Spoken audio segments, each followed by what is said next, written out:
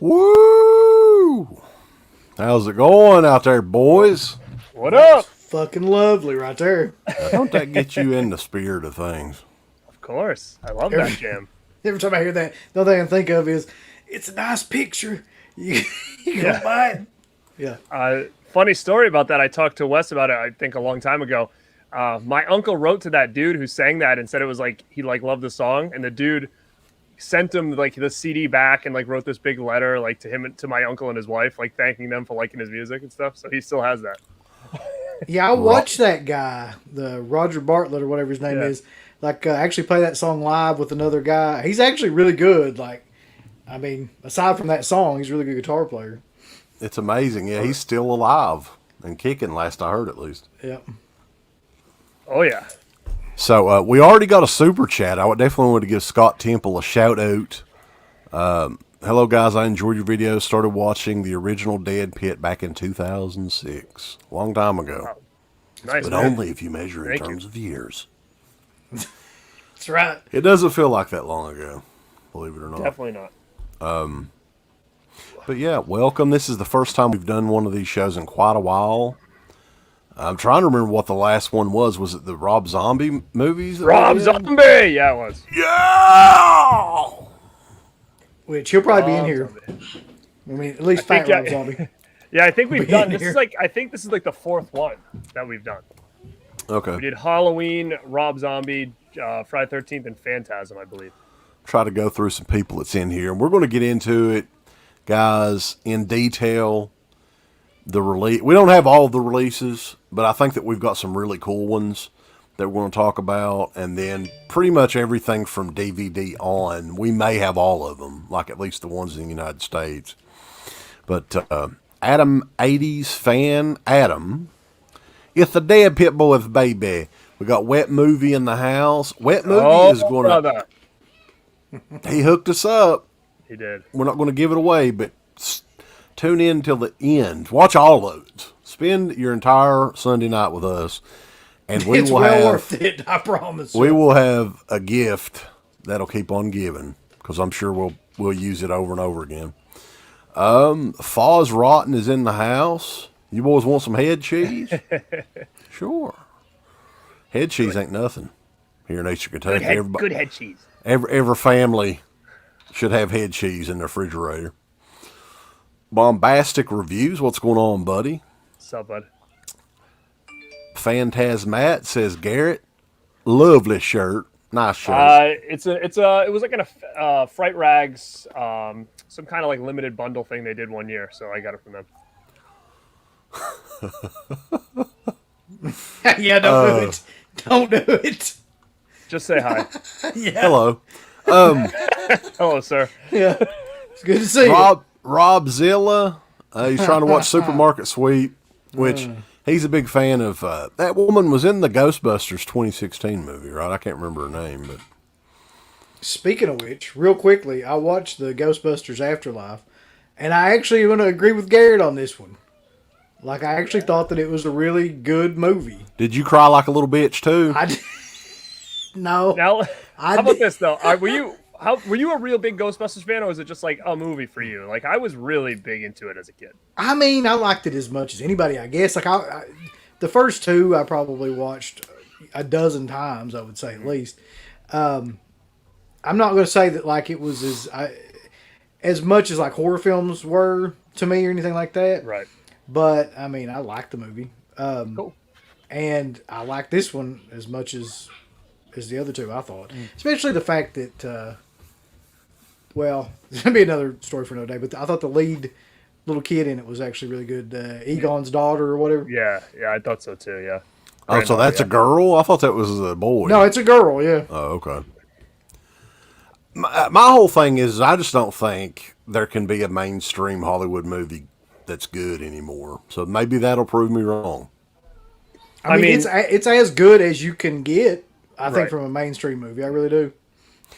Eric Samuel Perry, what's going on, man? Carlos has been waiting for this episode.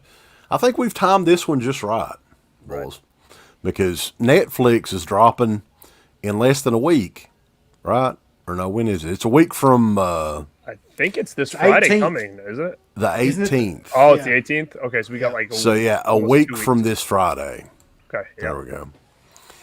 S'mores indoors. Our good buddy Corey is in the house. The Boba Fett's. Keep up the great work, gentlemen. Good to be with you boys tonight, says Michael Rashpal. What's up, guys? Ice Bowie said that I belong in a Just For Men commercial tonight. What the fuck?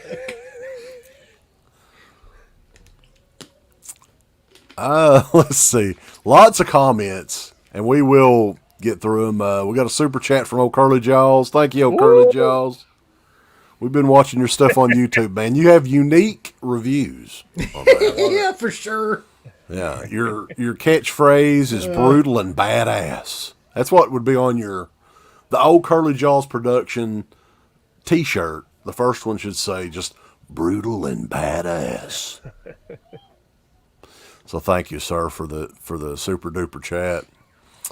I'm just going to go through these. It may be a little bit quicker to do that, and then we'll get into the first movie. Because the first movie has the most releases by far. Some of these movies have only had one release. So Holly Golightly acts like she's going to be sick. I don't know what's going on there. Mid-Level Media is in the house. What's up, Ken? Dirk Jason Hall is up in the heezy. Phantasmat, Texas HXCX, whatever. I'll take your picture for $5. Let's see who else we got here. Future Boy, see him in here talking about Afterlife. He doesn't like it, no. He is No, not a fan. clearly, That clearly sounds he's like not a fan. that sounds like my review. Yeah. I have not watched it yet, though. I will check it out. I am kind of a Ghostbusters fan. I even like the second one. You know, a lot of people don't like the second one. I got to see that in theaters, and I got to say, my favorite part of the second one is when they bust out the NES Advantage to control the Statue of Liberty. What the fuck? That was like, that's the coolest shit ever. Because Right. when I played the Nintendo back in the day, I used the NES Advantage. That was my preferred joystick. Oh, that's awesome, man. I didn't have that. Yeah. I didn't either. I had the turbo controller. Didn't have I the did too. It was like I had Yeah. like a blue. Were they blue? I had those. I think I got Yeah. suckered into like the off-brand ones because of like the Double Dragon commercial or whatever. Yeah. Pablo was in the house as well. Who had more releases, Texas Chainsaw or Evil Dead? I would say Evil Dead, probably. I would think so, yeah. Yeah. I don't think there's much that has more releases than Evil Dead. There was one batch of Evil Dead that was like 5 different copies in one. Like there was 5 different versions of one release that Anchor Bay did back in the day. Uh-oh, we got Canadian. Josh Willard is in the house. Mr. Bones. Wet Movie is saying that I've got a Kevin Smith vibe going on tonight. We'll get into that a little bit later. That's so cute. I'd rather be Kevin Smith than Fred Durst. That's the other alternative, but we'll talk about that later on tonight. Yeah, I mean, guys, I want to, let's see, we got a super chat, and then we'll get rolling, because I can't keep up, bulls. I cannot keep up with this chat. But You keep guys going. are hyped right now. I love it. Michael Paul wants to know, he's interested in our thoughts on the commentaries on the different releases. Hooper and Hanson's from the Laserdisc is my favorite. We're definitely going to be talking about the Laserdisc. All right. So, what this is, and keep them rolling, bulls. We'll get you comments when we can. The history of Texas Chainsaw Massacre on not only, it used to be just DVD and Blu-ray, right? No, we're going all the way back on this one. We're going VHS, Laserdisc, DVD, Blu-ray, and even 4K. There's a couple of different 4K releases that, and one in particular I know that we're going to talk about in a little bit more detail. But before we get rolling on here, briefly, let's go through each of our initial experience. When did we first check out the first movie, do you remember? Do you guys remember the circumstances there? How old you were and stuff like that? Yeah. You want me to start? Go for it. All right, it's an interesting one. Texas Chainsaw Massacre, not the whole movie, but the name and the movie itself. I was actually introduced at a real young age. I mean, I'm going probably like 7, 8. My uncle, which we'll talk about a little bit later, is a huge, huge horror fan. He's been since, I don't even know how long, his whole life, basically. And he's been collecting and stuff like that. So he started getting me into, he was trying to get me into horror at a young age. And I remember going to my grandmother's house, which he was living at the time. I mean, he's probably only about 15 years older than me. And I can remember him showing me Texas Chainsaw Massacre and my dad walking in and being like, no, take this off. And I got as far as Hitchhiker. And that kind of was burned in my brain for so long. Like the scenes that I remember was Hitchhiker when he said, I think we picked up Dracula, because then in my head I'm thinking like that was Dracula for some reason, like because I'm a little kid, I'm like, wait, this is Dracula. Pick up Dracula, and then I always remember the scene of Franklin in the wheelchair like peeing and getting pushed down like the side of the road. Like those are the two parts that stuck with me forever. So as soon as I got to a little bit older, my uncle started giving me a lot of his VHS tapes because he had recently moved on to DVD at the time, and so the media one was the one that I got from him, and that was the first time I watched it. I was probably in high school at the time, and I fell in love with it, and it was one of those movies that to me it's like the quintessential horror movie. And man, I was showing all my friends and stuff back then because it was just something I really loved, and I just think everything about it just works, and it's hard to replicate that now, as we will go on and talk about later on. Yeah, I mean it's one movie that I think more so than any other horror film is like lightning in a bottle. Like they'll never ever be able to replicate that movie in any way, no matter how many times they try. I actually saw Texas Chainsaw Massacre 2 first, and I was probably about, when did that movie come out? 86. So I was probably 8, 9 years old, something like that. It was on home video, and I can remember like my dad thought it was fucking hilarious, especially all the stuff with the hitchhiker in that one. And so like we watched those scenes like over and over and over again, like all the stuff at the radio station and all that.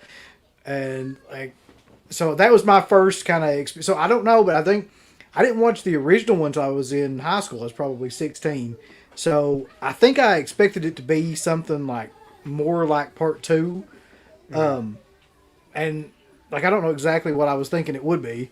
But the first time I watched it, I was kind of disappointed because it wasn't gory and it wasn't, anything like part 2 and how insane that movie was with the Savini effects and things like that. Mm-hmm. So it was only when I got older, like probably into my 20s, and I watched it like over and over and over again that I started to really appreciate it. Like you start to pick up on a lot of stuff in that movie that you don't notice when you first see it. Uncle Bill's got a little princess there, Uncle Bill. What you got? Well, I'm on dog duty. So. Oh, great. Look at this. Look at that little Leatherface. Come on. Kick your ass. That dog is fully grown too, probably. Hey, no. It's like 2 years old. So my experience was very similar to Garrett's. What had happened was Texas Chainsaw Massacre 2 had just come out on video, and we had just got the VCR. We hadn't had the VCR very long. My dad had the bright idea of getting part 1 and part 2, which he had never seen. Oddly enough, he'd never seen the first movie up to this point. And he got through maybe halfway through the hitchhiker scene and turned it off. It messed with him too much. Later on that night, I watched the rest of it, and it was always one of those movies too that, God, my dad couldn't even watch this movie. This is some hardcore shit, And I don't even remember seeing the second movie. That I don't even know if I watched it that initial, night that we rented those. But that was my very first memory of those movies, and that like I said, that was probably 1987, I guess, and that's stuck with me ever since. Yeah, I mean, we'll talk more about that, but yeah, very similar to me. And I just remember when I knew I could, I was able to, like, my parents weren't ever into horror. That's the thing. Like, parents weren't at all. My uncle was the one that Texas Chainsaw and Friday 3 are the two movies I remember as a kid that he tried to show me. And my dad was basically like, turn it off, you know, and don't show him that. Da, da, da, da. But when I actually did watch it for the first time, man, you know, when you get those scenes that just stick with you for so long, that first appearance of Leatherface where he opens that freaking thing and then slams it shut, man, that's one of those horror movie moments that I'll never ever forget. And it like, you know, it just made like shivers down my spine that first time I saw it. It was just unreal. Just the way it happened, it was just so like sudden. There wasn't a lot of like, it was kind of a jump scare for its time, but it, you know, it wasn't such a build. It just kind of happened, and then all of a sudden you're like, what the hell just happened, you know? And definitely something that stuck with me for a long time. It's one of those movies too that just seems like it flies by. Like it just, what is it like? Maybe not even 90 minutes. I don't know. It's a little bit under 90 minutes, and it just flows. Like, I mean, it's like one of those type of movies. But let's get into the first release, because we've reviewed this movie to death. I mean, I think we're going to be doing more in-depth review of part 2. Our buddy Anthony actually requested that, so we'll talk about that a little bit more. But I mean, who the fuck hasn't seen Texas Chainsaw Massacre 1 at this point? Really? Right. All you guys. So we're going to start with the VHS tape. I cannot believe this. I was looking this up on eBay today. One of these tapes, opened, used, loved, sold for over $1,000 on eBay. It was bidded up to $1,000. So this was the very first VHS release, I believe. I don't think that there was anything else before this. And the interesting thing is, I was looking this up too. Wizard Video, who's one of the pioneers definitely of home video in the early days, released a CED disc of this, a Betamax, and a VHS. And from what I could find out, this one is from 1981. And it used the same artwork as there was an Atari game that came out as well that had very similar artwork. This is got a protective case on this thing. That's a money item right there, man. That's a killer item. Yeah, Wizard Video. It has the collectors love to know, does it have all of the flaps? Yes, it does. I love his VHS collectors. This shit. Oh, that's great. Because, the deal was with early days of VHS, they didn't have the opening down here. It was all flapped out, Uncle Bill. You gotta get them mud flaps. Put them mud flaps back in. So, yeah, I'd be interested in seeing what the CED and the Betamax would go for. But this is the VHS, the very first release of this, I think, anywhere on home video. So, and I lucked out into getting this back in the day. I've probably had it for about a little bit over 10 years. And that was 1981 from what I could find. 1981. That's killer, man. That's awesome. That's amazing. So that wasn't out on anything until 81. I guess that was right around the time when fucking VHS really started, wasn't it? Yeah, I mean, VHS, I think some of the first VCRs was in the mid to late 70s. Where at least it became like mainstream somewhat, yeah. Yeah, and it was mainly a rental business at the time, too. So this doesn't look like a rental copy either, which is weird. I mean, it has... No. I don't know, but the deal is, these things... There's one of them that's sealed, that's on there and graded on eBay. There's a guy that is... Look it up. It's on there right now. Over $300,000. On eBay. I love that idea, yeah. I mean, hell, it is what it is. You need to get that graded, though, and just put it up there for like $20,000, see what happens. S'mores indoor. Hey, if it was sealed, I definitely would get it graded, for sure. Yeah. But, I mean, overall, like, there's a video that I posted back when I got it. It's in really good shape. I don't know. I'd got it through somebody through the show that was just wanting to sell it, and I was like, holy shit. I think I gave him $20 for it. That was before the VHS boom.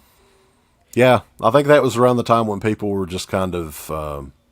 Yeah, we'll get into that when it gets over to me, yeah. There was a period of time, though. There really was, right? Like, early 2000s, things like that, where people really didn't give that much of a shit about VHS. Oh, And no. like you could buy all that stuff super cheap. And Jesus Christ, if you had it now, man, Lord. Yeah. Yeah, I mean, even like a lot of the stuff. See, the big thing back then was if it was on DVD, nobody gave a shit about the VHS. That's right. Yeah. So it was like, whatever. But now, all that stuff's worth some money. So it's. Well, somebody brought up the video game too. I don't think any of us have that. No, I do not. The Texas Chainsaw Massacre Atari. No, that's game. another one. That's a high dollar item right there for sure. It is a piece of shit though. I've seen like playthroughs of it and everything. Like a lot of videos. Do you remember when they were doing NECA was doing the video game figures like based on the game? So like I have Jason, I have a Freddy one, and they did a Leatherface one, and I was like, "What's up, guys? Thank you." This technology, man, I'm loving it.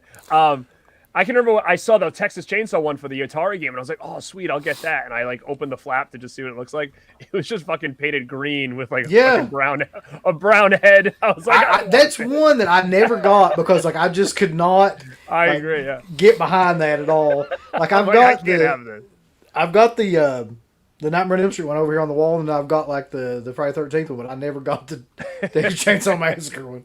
It's like fucking green with a brown head. We got another super duper chat from Dirk Jason Hall, $5. Appreciate it, man. He said that hook scene I couldn't watch the first time. Texas Chainsaw Massacre pulled my brain out, smashed it up, and I had to put what was left back in when I was 8 years old in '85. Yeah, man. And they don't even show anything in any of those scenes. That's the amazing part. Yeah. So, I don't think we have any more VHSs of part one. There's one in particular that I know was the one that we rented back in the day. And I think that Garrett has that artwork. I got this. Oh, does anybody get the super duper big box? Look at this. Ooh. Super duper big box. No, you don't have that. So what the hell even is that? Super duper big box. Look. Video. That'd be awesome if it just had a giant VHS tape in it. Like, what's in it, though? Is it like a candy bar or something? Like one of them big fucking... This shirt was in it, actually. Oh, okay. It was Fright Rags deal or something. Yeah, right? Fright Rags did. I was like, dude, I can't. So, yeah, that was the one I had. I had the media home video one with this cover, and that was like what I always knew. And for whatever reason, I also had the poster. I don't know if it came with it, but I had this poster on my wall and growing up in high school, and I had that tape, which I was like so in love with, but I did that big purge of, I think it was 07 or 08, I believe, of my VHS collection because I was getting so many DVDs. I was like, I needed the space. I was still living at home. So I purged everything pretty much. I think I only have like 10% left for like, dude, I sold them for nothing, man. And that's one of those things I always talk about. I regret so much is that I let those things go for what I did. Like I must have sold a couple hundred horror tapes for like, I think $80 for like probably 300 tapes or something. So that's a box of leather flakes. Leather flakes. What a great name for a cereal. Dude, you know what? You might have just made a shirt right there. Leather flakes. Yeah, we're starting to invest in these t-shirts, so. But I think it's shit like that though. That's the reason why like we mostly keep everything. I know. Like, you know what I mean? Like, there's a lot of this shit that I definitely would love to get rid of. But it's just that idea that maybe, like, it'll go up, like, a bunch later or something. Like, I agree with you. Like, did you ever think VHS would be what they are? I mean, you couldn't get those for anything. And I built my collection for a while, like, on buying VHS because they were so dirt cheap. Like, these like Blockbuster and Hollywood Video that were changing everything over to DVD, you'd go in there and it'd be like $1 a tape or something. And I used to just go nuts and just get everything I could horror.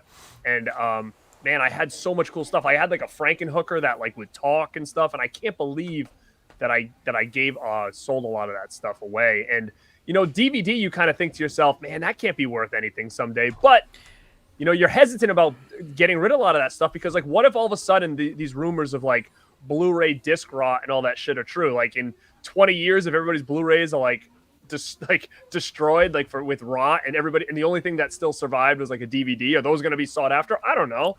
So that's exactly what I was thinking. Like, I mean, what's to say, you know, that the DVDs and things like that, like, who knows? Because nobody thought VHS was going to be worth a shit. Like, I You mean, know after why though DVD, too? Like the kids that grew up in that era, This when they get old nostalgia, enough to, that's what they watched those movies on for the first time. Hey, the first time I saw Texas Chainsaw 2 was on that MGM DVD that literally nobody gives a fuck about at this point. But in 10 years, who knows? $50 on Exactly. eBay. Yeah, And there's you know a- what, too? We're going to go through some stuff here that I think, at the end of the day, people out of nostalgic reasons, even in this chat, because I think us three at the very least right now, DVD was like me. That was like the big time. Like that's when like my collecting was at its peak. That's I had the most of. Like I still do. I mean, I had thousands and thousands of DVDs. Blu-ray, I'm like upgrading, catching up, but my collection was mainly DVD for so long. And a couple of these editions I think we're going to show, I think are going to be pretty nostalgic for people that maybe someday might be worth something because they were limited and they were just very different than what we're getting now. So I think it's going to be interesting to see what ends up happening. So before DVD, and it was really kind of a gateway for me to get, it got me more hardcore into horror in the late 90s, early 2000s, would be Laserdisc. I only have a handful of those Laserdiscs left. That's another item that I probably should have hung on to because all those are going up as well. Other than this one and a couple of signed ones, that's pretty much it. But I'm glad I kept this one because this is a killer release. This is the Elite Entertainment 2-disc Laserdisc. Now, this was from 1996. so that would have been Don May, Give you an right? idea. Yeah, this was the company Don May worked for before Synapse Films. Yeah. And the funny thing is I can't believe that I still have it in the original sleeve because I'm kind of weird about that sort of thing. But it's from Laser Blazer in, I think, in Los Angeles, California. And it still has the price tag and everything on it. It's $29.98. But anyway, these a lot of times these had like a gatefold on them. And Yeah. See, that's the beauty thing about those is they're basically like albums. I mean, they're a lot more displayable than VHS or DVD or anything like that. yeah, and they had tons of special features on this. Someone mentioned earlier the commentary with Hooper, Gunnar Hansen, and Daniel Pearl is on there. You got 30 minutes of deleted scenes and outtakes, blooper reels. 1996. That's crazy. Jesus. It's nuts. Man, I feel like I never collected Laserdiscs. I don't even have a Laserdisc player. It was one of those things. I went from VHS to DVD. To me, I don't know why. I don't know if it was just too expensive. I don't know if it was just more of like a niche collector's market. So to me, like Laserdiscs are pretty foreign to me. I have a Lost Boys one that I just had just to complete a collection. But that's about it. So that's pretty sweet, man. They're beautiful looking and they're just so unique.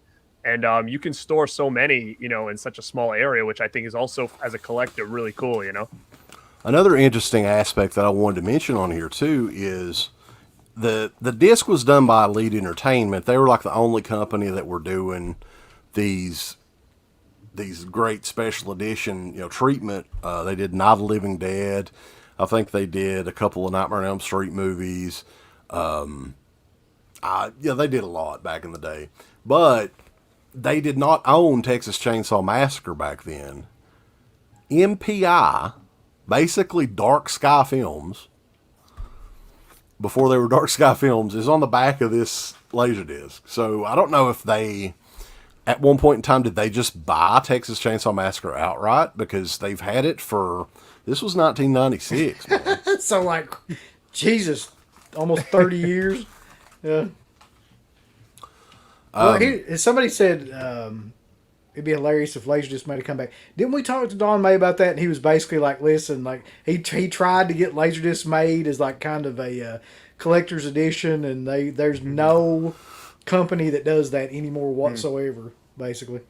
Yeah, That'd be pretty sweet, though. the machines, the replicators, or what, I don't know, whatever made Laserdiscs, they were all destroyed, I think, probably 20 years ago. Yeah. But when I got into Laserdiscs, though, a lot of these companies it was like fire sales online. So I know I've got one back there hanging up. You can't see it from here, but of Halloween 6, The Curse of Michael Myers, which is, that Laserdisc goes for quite a bit of money now, right? They were $3 brand new fire sale when I got that back in the day. So they were basically giving them away. And that's how I got into it pretty hard. You could buy Laserdisc cheap as hell around like with the time we started the show, maybe a little bit earlier than that, but I mean everything has become like infinitely more collectible apparently now. Yeah, they're valuable now, those Laserdiscs, because I've looked into a couple. Which, do you have another one to show us or no? No, I know that I think you've got one though. Yeah, so basically, like I said, I wasn't a Laserdisc collector. I don't really have any Laserdiscs, but my uncle does, and he was really into the niche as well when it came to the Laserdisc game, and so he has boxes upon boxes of stuff. So I actually ran over there today just to be like, hey, we're doing a show tonight. What do you got? And he had this, and I don't know anything about it, guys, but if anybody else does, it's a Japanese import Laserdisc for Texas Chainsaw Massacre. I don't know what this has on it as far as if it's different than than what Wes has. I'm trying to just see it. It doesn't look like it's got any kind of special gatefold. It just basically looks like an album. It may have a year on it. This was it's all in Japanese, or it says I can't tell you the year. I can't read it. It says well, the Pioneer, year should though. be. I think the years would be this. Well, maybe not. I don't know. No, It's been a while since I've deciphered Japanese. I do know that Texas we're not Chainsaw allowed to do that Massacre. anymore. We can't decipher Japanese anymore. Texas Chainsaw Massacre was huge in Japan, though. I mean, that was. Yeah, as evidenced by the fucking like wrestling craze with Leatherfaces. Yeah. Right, but if you like, I was just doing some eBay searches. There's at least 3 or 4 different Laserdisc. Now, Laserdisc was a lot bigger in Japan anyway, but there's at least 3 or 4 different Laserdiscs that came out in Japan, and that was one of them. So, and another interesting thing though about the one that, and it may be the same transfer, I'm not sure. So for the longest time, we may be talking about him in a little bit. I don't know. But for the longest time, that Laserdisc was the best transfer that you could get in the United States. Even before, there was something about Pioneer used the wrong transfer on their first. We talked to Don May about it years and years ago. They used the wrong transfer, and the Laserdisc was the only one for the longest time that had that remastered transfer on it. So if you wanted to see Texas Chainsaw Massacre in the best quality in 1996 through 2000 and what would have been 2004, that Laserdisc was the only way. I didn't know that. I'm just amazed Pretty though. cool. I mean, how much shit Don May Jr. was doing, like back in the back before even like Blu-ray or DVD or anything like that. I mean, that guy was way ahead of his time. Yeah, for sure. But yeah, Laserdiscs were huge, and Laserdisc basically was the predecessor to DVD. It was the same technology, but they perfected it a little bit, made it a little bit more compact. You couldn't decapitate somebody with a DVD like you could a Laserdisc. I actually prefer that though. I mean, I actually prefer the look of Laserdisc to Blu-ray or DVD or anything like that. I mean, it would be awesome if that kind of still kept going. I mean, I understand why it didn't, but it's kind of like the album versus CD thing. Like, I mean, CDs they're compact, they're whatever, but like they're not good collector's items. And I don't think DVDs are good collector's items either. I don't think they hold up. I mean, Garrett, you said before, like you can't really display them. I mean, what the fuck are you going to do with them at some point? But you could definitely display Laserdisc. Yeah, I mean, you could. They sell frames that for albums, so the Laserdisc would be the same way. I have albums framed up here, signed and stuff like that. So Laserdisc you could do the same exact thing, and I think there's a lot of, I don't know, it's just one of those things where it wouldn't be a bad thing to kind of collect in a way and just have on the side. Like I said, my uncle's got such a gigantic collection, and he's got Laserdisc players like coming out the ass, and I'm hoping that I can maybe score one, and then I've never actually seen a Laserdisc. I've never watched anything on laser ever, so it would be interesting to kind of check it out for the first time. Yeah, I would say it looks like some of the early DVDs is what Laserdisc looks like. Now there's some towards the end of the lifespan that are great. There's still people that that kind of swear by them. I think there's one cut of Scream that's only out on Laserdisc that never came out on DVD. Yeah, that's the one. Yeah, everybody always talks about. Yeah. And then there's I don't know. There's a few different ones. I'm going to go through some comments here real quick, and then we'll get into. I think we got DVD, right? That would be the next DVD's one. next. Yep. Rob Zilla, who's more annoying from Texas Chainsaw? Is it Franklin from Texas Chainsaw Massacre or Joey from Friday the 13th: A New Beginning? Joey. I never saw Franklin as that annoying, really. I mean, I know he was supposed to be. I just think he was a pretty fucking realistic character. Yeah. That he was completely dependent on Sally and everything, and he was just like constantly. He's the one that always, he's always the one that gets shit on in the movie too. I like when he goes and he spits at that. Yeah. He gets attacked by the hitchhiker. He's trying to piss in that coffee can and fucking rolls down the hill. When he rolls down the hill and that. That noise he makes is the best thing ever. Yeah, Franklin's cool. Like I said, him and Hitchhiker were the only two things I remembered as a 6 or 7 year old. Spookhouse Plastic. I called directory assistance and got Jim Sedow's number when I was in high school back in the late 90s. Called him up and he couldn't have been nicer. Now, I've got a couple stories about not him, but some people. We've interviewed a lot of people. Well, a few people from the movie, and they have all been great. And we just hit 100 people on here, by the way. Yes. I'll say this, though. Thumbs up the videos, too. Thumbs them up. I'll say this for sure, though. Like, I think the cook is my favorite character in Texas Chainsaw now. Like, I don't even know how you would go about a performance like that. Because, like, he legitimately seems insane. Like, out of all those guys, like, just the way that he is, like, he goes from, like, 0 to 100, like, from being completely normal to being completely insane, like, really quickly. And just some of the shit that he says is, like, it's a perfect performance, really. So, yeah, keep those comments coming and stuff, and we're going to get into the DVD. I think I got the first one here. Yeah.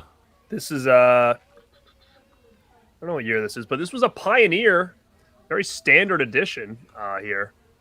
Very kind of bare bones. Didn't really have anything on here besides a blooper reel. And that's really it, some trailers. I'm trying to see when this came out. This was in 98. This came out. So I don't know, when did DVDs come out? Like, what I think I started collecting in 98, 99. If I can recall. I think in 97 is when they first came out, because Anchor Bay was the first company that was making like genre stuff. And I remember the first Dawn of the Dead came out in 97, I'm pretty sure. Yeah, I've got the first Dawn of the Dead somewhere in here. I can remember, though, seeing that particular disc at, like, Disc Jockey in Lexington. Like, that's one of the, few, like, DVD/CD places that we had around here that we would go to. And, like, that, I remember that particular DVD. And there were a few Pioneer discs that they would do. Yeah.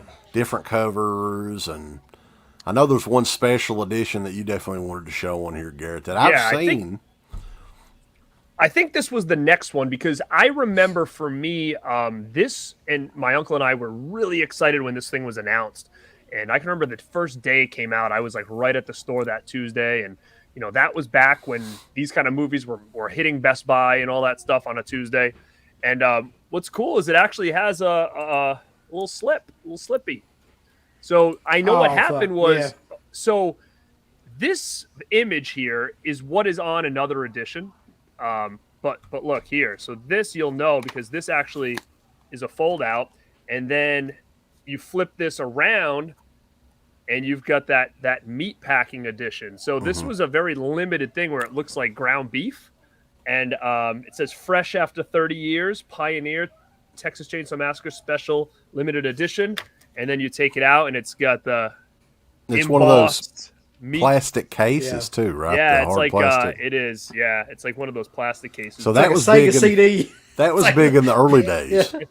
Yeah, so then it's got so it's clear, so it's got like an image on the back of Leatherface and stuff. It's got like the little booklet. But yeah, I always love this edition, and this is one of those things that I feel like someday could be worth something just because the uniqueness of this, like it looks like a slab of ground beef that you'd get at the grocery store. And my uncle and I always thought this was just so badass, and I can remember getting this first time. You can see it embossed. Look at that. You can feel it. You can feel the burger. Very difficult to find that in good shape. I've seen it a few times used, but it's always been messed up, man. And I never did get it because of that. It's one of those deals where you have to pretty much buy it new, probably. Yeah, I absolutely still love that edition. Not even just, I don't know about the quality. I don't even remember what the special features are, but just the idea of it alone was just so different and unique that I loved it. But yeah, this does have a little bit more special features. I'm afraid to kind of mess with it because I don't want this to break, but Well, this that is was the one I wanted to talk about. This is the other edition you were talking about. It's just a Yeah, standard I got that particular edition. Yeah. DVD case, and I mean, it could be the same disc in there. It just maybe is a different. Let me check mine. it probably is. It probably is exact same. This was just probably like the limited one. Yeah, it's the same disc. So this yeah, I one, think this was the same one. I can go through the extras real quick. It looks like it's the same commentary that was on the Laserdisc. They've got the deleted scenes, the blooper reel, TV spots, trailers, and all that. Now, the Laserdisc did have a better transfer than these Pioneer ones. That's what I mentioned before. Now, we're at 1998, and this would be a good time to mention that at this time, in the UK, Australia, all those countries, you could not see this. This was not on DVD. This had never played theatrically. Wasn't on video. So Texas Chainsaw Massacre had not received any sort of release and would not, I think, until like 2000, 2002, something like that, which is insane. That is totally crazy. But I guess they bootleg shit. I don't know. I don't know how that would go. But I thought that was interesting. I guess it was one of the video nasties. It's really bizarre too if you think about that movie. It should not be in that list, like at all. There's nothing explicit in that movie whatsoever. Well, it may not be video nasties, but it was banned, so I don't know. Yeah, I mean, I think it was actually a part of that, but yeah, it doesn't make any sense. but yeah, I mean, not until it was early 2000s, I think, until they got the first DVD release over there in the United Kingdom. That's kind of fun. So moving on, we do have the most releases from Texas Chainsaw, the first movie. So Yeah, what else you got? I've got for the first movie on a DVD. I've got one more. What do you got, Wes? And, I have a particular steelbook. Is that what you got? that's the one I have. Yeah. Okay. This one. So yeah, Look at how pretty that is. we definitely need to put this thing over because I don't know if fans nowadays, or horror movie fans, basically what I'm saying, get the importance of this because it had been, what was it, 8 years. This came out in 2004. I think it came out in 2000. 2006. 2006. So 10 Double years. disc. Yeah. This was like a grail for horror fans to have back in the day. This was the first time that we got to see it remastered. Don May Jr. himself took it, worked on this thing. And I'm hoping whenever they do it again, which is probably in a couple of years, they'll let him touch it up even more. That was like the big thing to get back then. I remember like that and Dawn of the Dead were the two, like they were on par like equally in terms of like releases that people were waiting for. I've still got the sale sheet. I don't know where the hell I got it. Like it might have been a screener. I don't know if it was a screener, if it was from like a convention or something but like the sale sheet that went with that particular DVD. Mm-hmm. And that was the one, like that was the one everybody wanted. And I think that had to be a great seller for them at the time. Still to this day, man. I mean, we're what, 15, 16 years later. Yeah. This is a killer. Like, honestly, they don't. I know they make steelbooks and stuff like this, but man, this is just, I don't know. The shine. Did Just that have great release? Did that have the documentary on it? The It's got a lot of stuff. It's family got portrait one on Yeah, it. it's got Shocking Truth is on it. Flesh Wounds. There's another one that's on Voodoo. I don't think it's on there. well, it's it doesn't have that. It has those, but the Shocking Truth. But it's funny that Uncle Bill just brought that up. I wasn't sure where I was going to throw this in there, but I'll jump it in now. So when I went to my uncle's as well and grabbed that Laserdisc, he had this laying around, and I had never seen it nor own it. It's a VHS tape of the family portrait documentary. Huh. I've never fucking seen that. That looks homemade almost. Yeah. It's like weird, yeah. Like it's just the Texas Chainsaw Massacre documentary. It was put out by Doornail Films.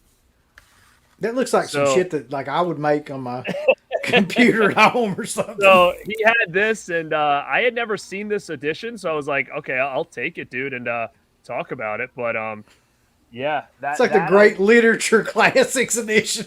You know those books that when you were in like middle school, that's what it looked like. But yeah, I figured I'd throw that in because amazing. that's not on any of these that we've talked about so far. That documentary. So yeah, and you know what else is funny is I do believe that this was a very beginning of steelbooks, because I remember the first steelbook that I had ever gotten that I've never seen the word steelbook, felt a steelbook, was the Grindhouse ones. They were like a Best Buy exclusive, and it was the first time I had ever seen a steelbook ever. And I don't know if those were the first. But No, those would have been after. Those would have been after this one, because that was in those movies were 2007. Yeah, but this came out in 08. Oh wait, Didn't you say 2006? oh yeah, 2006. Yeah, that's weird, huh? I still have those steelbooks too, by the way. Yeah, that literally Those are was the badass, first steelbooks yeah. I had. So I'm surprised. I would have swore they were earlier than this, but yeah, I still kept those too because that was like those was money. If anybody in the chat knows, let us know as far as those steelbooks. What was the first steelbook that you can recall? Was there any prior to 2006? If you have them, we put them in a plastic case and we say steelbook rookies, and then we sell them for big money. Yeah, you gotta have the cases and shit now. Hey, here's what we can do. We can start grading steelbooks. Ooh. Right. Just don't buy them from Best Buy's website because they always have like a slice in them, like the dude that's Get some of those acrylic splashes all cases. over. Dude, there's another company that's grading VHSDNA.com or something like that. They're like $100 and some an item. Like they're even more expensive. Jesus. Man, I just don't know who the people are that are spending $300,000 on a freaking graded VHS. Like, where are these people that just have like $100,000, $80,000 just throw down, $20,000 for a VHS? But Phantasm Matt says that is the first steelbook he remembers as well as Texas Chainsaw Massacre. Here's what it's like. I'm saying though, with people that spend all that money on VHS, like, what the fuck would you do with it? Nobody's going to be impressed by that unless you find somebody that's like a maniacal fucking VHS collector. Like, I don't even understand.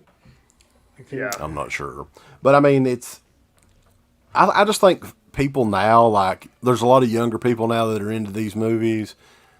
This was in Best Buy. This is where I got this at, was in Best Buy. And they had multiple copies, right? Who could imagine now?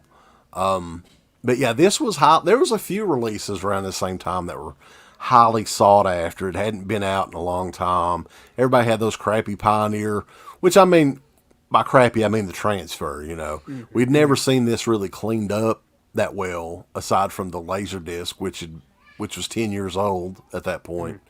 So this was a big, big release. This was maybe one of the biggest ones for Texas Chainsaw Massacre. Yeah, that was the one that I remember that everybody was like freaking out when that got announced and released. And it actually put Dark Sky on the map, really. Like, I don't remember anybody talking about Dark Sky Films before that fucking movie came out, or that particular edition came out. Now, one of the biggest gets that we got back in the day, Texas Chainsaw Massacre wise, is we were one of the first to get to interview Terry Mcminn when she come out of her, played Pam in the movie, came out of her hiding there for decades. When she came to get the money. Yeah. Yeah. Thanks to Michael Slipcase Felcher. Yeah. So we move on to the Blu-ray version of the same release, which features a brand new interview that Michael Felcher did with Terry Mcminn called Off the Hook. Yeah. And that was huge around that time. I remember like when he set all that shit up and he was like working with her and like that was the big one where people were like, I don't think people remember this, but like at one time or another, like not everybody was doing conventions or doing interviews, things like that. There's a lot of people like that just nobody had heard from since the fucking movie came out, really. And she was like one of the big ones too. There was a lot of talk about her like being ashamed of the movie and not wanting to be associated with it or have anything to do with it, and that was probably true until she found out she could make money off of it. And this one right here was 2008, so this was 2 years after the Steelbook and still very early on for Blu-rays. MPI, aka Dark Sky Films, they were one of the very first companies that adopted that format pretty early on. I think they did Faces of Death. I know Felcher worked on that one as well. There was like a Paul Naschy double feature. There's a few, and there wasn't a whole lot of companies doing classic horror stuff that early on. I think Anchor Bay did as well, but it's kind of Anchor Bay and Dark Sky. Yeah, I look at the Anchor Bay, like Dawn of the Dead thing is the same way I look at those. Like you had the one single disc edition that was around forever but sold out and like you couldn't find, and then you had the friggin' Ultimate Edition that finally came out. It's kind of the same scheme. Yeah, it definitely was. I had that Blu-ray, the first Texas Chainsaw one that was basically a mimic of the Steelbook, and I thought it was good, but to me that felt like a placeholder because I had the Steelbook and I had that, and it was just so similar. Besides, the quality might have been a little bit different. But I think what we're going to kind of jump onto next is where I really got excited in the Blu-ray world for this film, because this is when Dark Sky, didn't they release a bunch of Texas Chainsaw Massacres at once, and basically was like, oh, choose which version you want. Remember that? It was like, there's a 1 disc, 2 disc, 3 disc, which then there was one that everybody wanted that you couldn't get. They did this weird thing where you had to kind of choose which version you wanted, and it was a real big toss-up. I think it was for the 40th anniversary, and, you weren't sure as a collector which one you kind of wanted. So I don't know what you guys have, but I know the one I picked up out of the bunch, and I did only get one. I know a couple people got every version of it, but I just grabbed one. Do you guys remember that whole thing? I do. Yeah. Okay. That was what, 2012, 2013, something like that. It seems like a few years ago, but time now, man, is nuts because we're talking it's probably 10 years ago. To me, it feels like 5, I'm seeing 2014 on the one that I have. Okay. I think I have one of the ones you're talking about. 40th anniversary, right? Yeah. Okay. So the big one, I don't think any of us have this. Maybe Garrett has it. Is the Black Maria set? Well, that came out later. That wasn't was that part later? Of this. Yeah, Okay. that was the next wave for this movie, and I definitely want to talk about that. But here's what I got in the bunch. So the only ones I remember was there one with him running in the field, and it was a light greenish blue case. I think you have it, Wes. Yeah, so that was one of the mix. That's a Dark Sky, correct? Yep, they're all Dark Sky. Now, how many discs is that? 40th anniversary? Is that? It's just one disc, I'm pretty sure, yeah. Okay. The one I grabbed was this one. Oh, I remember that this? one. Yeah. And then you would open the door. Yep. And you've got this inside. I've got that in there somewhere. I remember that one too. Now. And then what you can do is you can flip it, and then you can have Leatherface in the front. I remember that one. Yeah. But I think that was the deluxe version. Yeah, this was the big one that everybody wanted, but I don't remember what. And it's cool. Look at some of the images in here, man. Killer. Sally. Jason Hall does have a good idea. Hit the damn like button. Fuck. Do it. Oh, actually, you know what? While you're here, just hit it. This has. Look at this. 4 discs, dude. Holy shit. I don't remember all that shit. Jesus. So are there different cuts of the movie or all the documentaries and all that? You know what it is? It's feature film, bonus disc, and then the same thing but a DVD version. Oh, So yeah. that was really the only difference there. But yeah, that was the one I ended up grabbing out of the bunch, and it's a real cool edition. It had a ton of stuff on here, but I thought there was a third one out of the choices, but I don't remember what it was.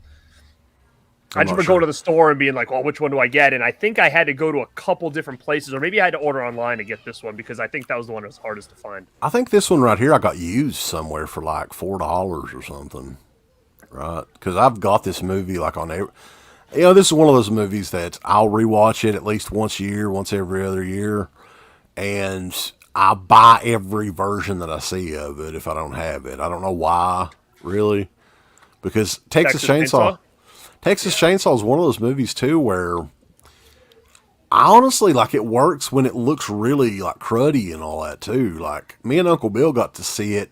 I think it was one of the Scare Fest. They did a 35 millimeter screening. That 35 millimeter print was beat to shit. Yeah. I mean, it was. But it's still. I think it works better that way. Really. Yeah. Like if it just looks like that's the way I remember first watching it. Was it just looked like shit and it was all like dark and grainy and stuff.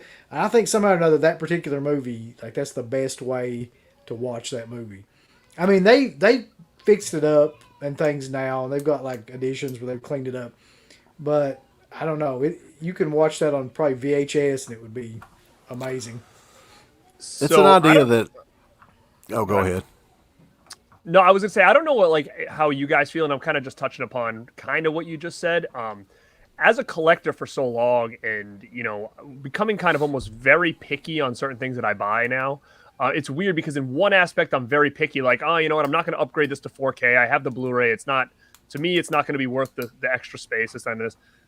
But for certain movies, Texas Chainsaw being one, Halloween being one, Dawn of the Dead being one, Evil Dead even, any edition that I come across, no matter what format, if I don't own it, I usually pick it up.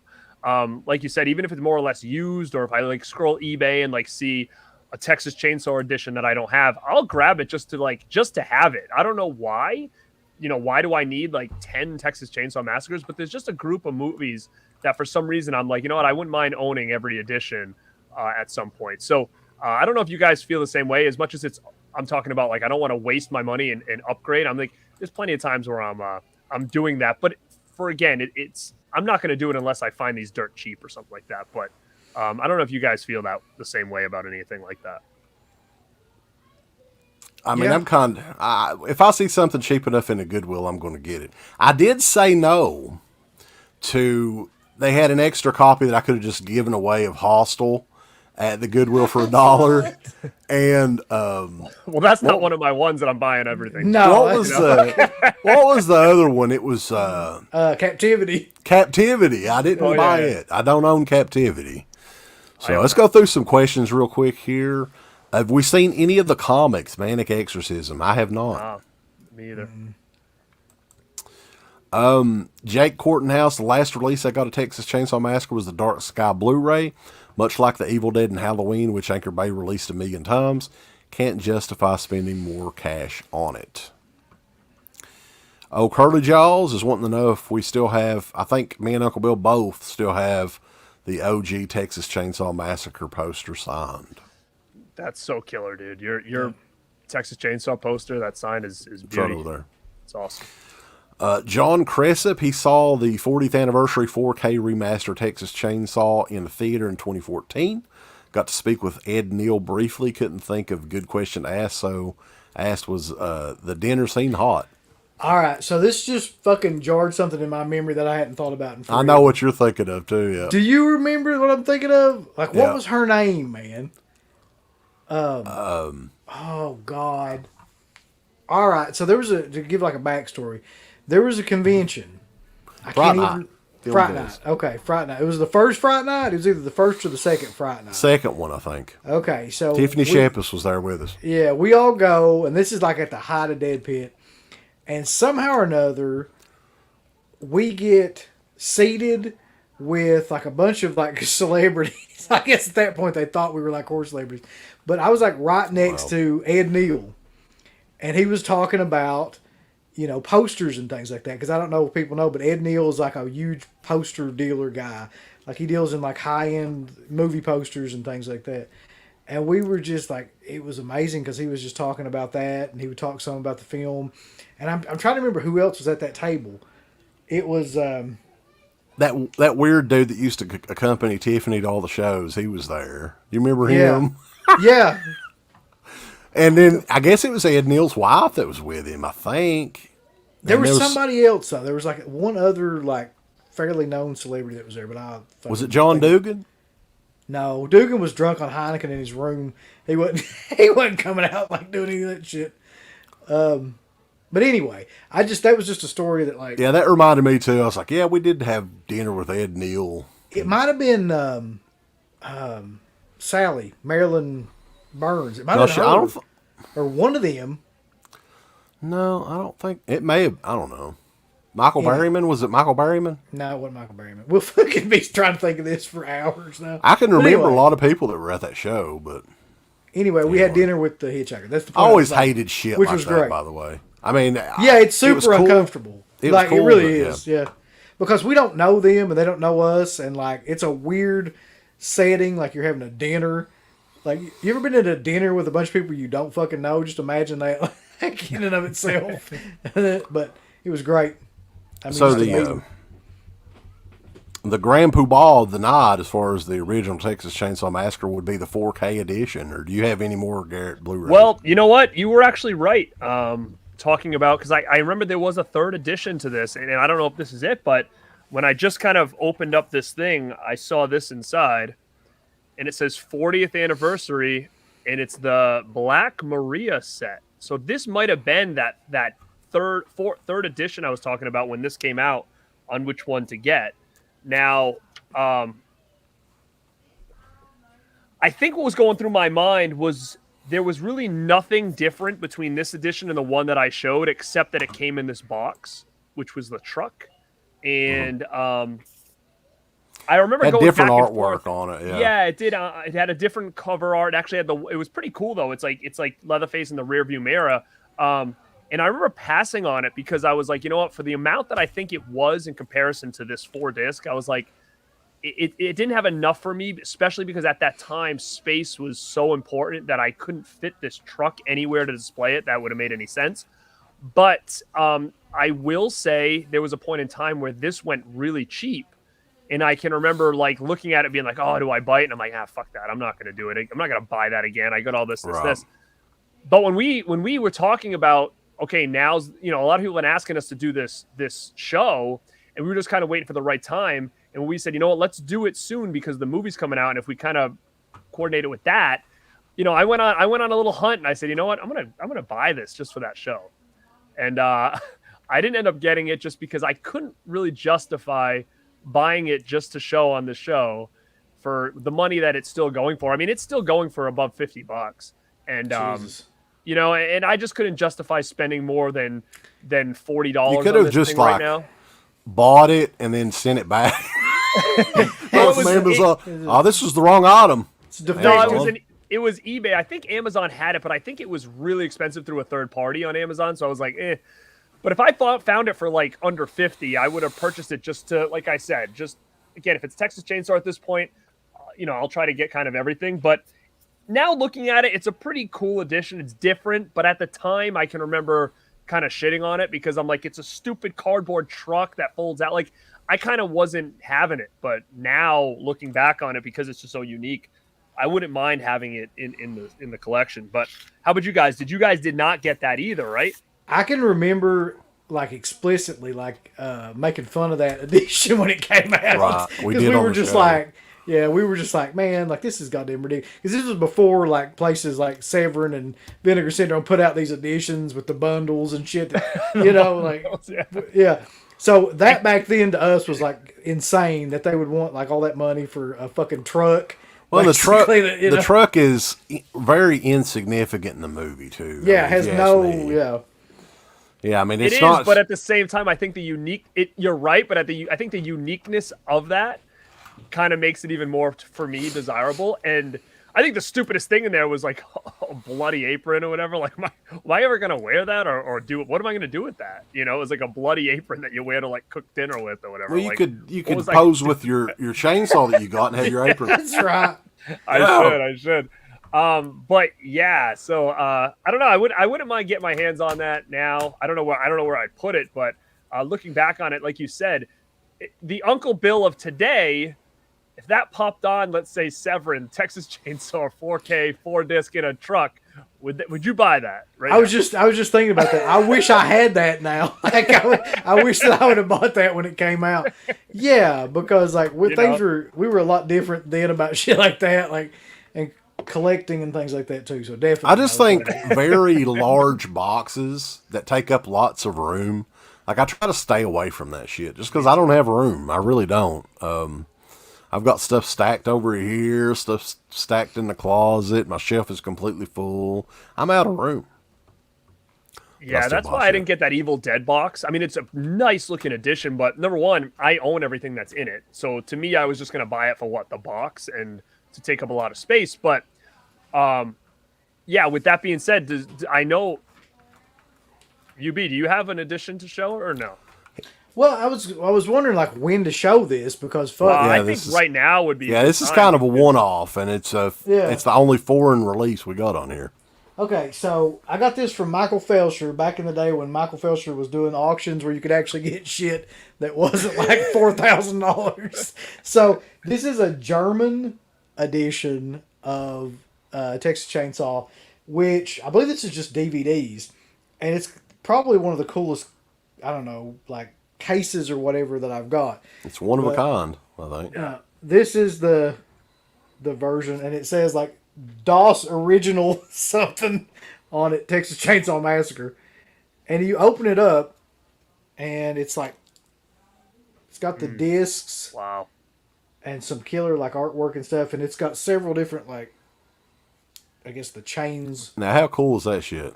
Yeah, man. Like I said, for me not having the space, I mean, that would still be something I would love to have, you know, and I don't know how I would display it or anything, but it's super cool. And do you know if you ever did a video on that back in the day or not? Because I can remember me seeing people. I don't think I did. I mean, maybe we did maybe we did some like sort of collector's or something. Like that would be the one thing that I could see us doing. I never did one in particular for this edition though. Because I've seen videos of that back in the day, and I remember saying to myself, "Damn, that would be so sweet to get that," and you know, da da da. And I don't know if it was you or maybe I watched it on somebody else's YouTube, but it could have been you at the time. I mean, if you guys don't know, one of my favorite Dead Pit videos of all time was that damn poster one. Like, I still go back to that sometimes and just watch it where you got called out or whatever. And J-Dogs, DVD Dungeon. I love that guy. And I remember watching that and being like, damn, like look at all those posters and stuff. And we did like hype-up video for it too, like a wrestling promo or whatever, right? Yeah. Here's the cool part about this though that I didn't even really notice until right now. This actually has the shocking truth, family portrait, interviews, deleted scenes, and like an interview with Ed, not an interview, but a documentary about Ed Gein on it. Oh, Curly Jaws wants to throw you some money for it. You're going to sell it. This actually probably has the most special features of any of the actual DVDs. This is just a DVD. Well, release. It's funny you say that because I was just looking at all these, and this one that I have that's got a bunch of stuff on it. Like I haven't seen anything with the portrait on it yet, so I don't know if it's on it. So I gotta look, and some of it's in German, but like some of it's not. It's got like the bonus features and stuff right there. Sweet. Yeah. Neil's wife.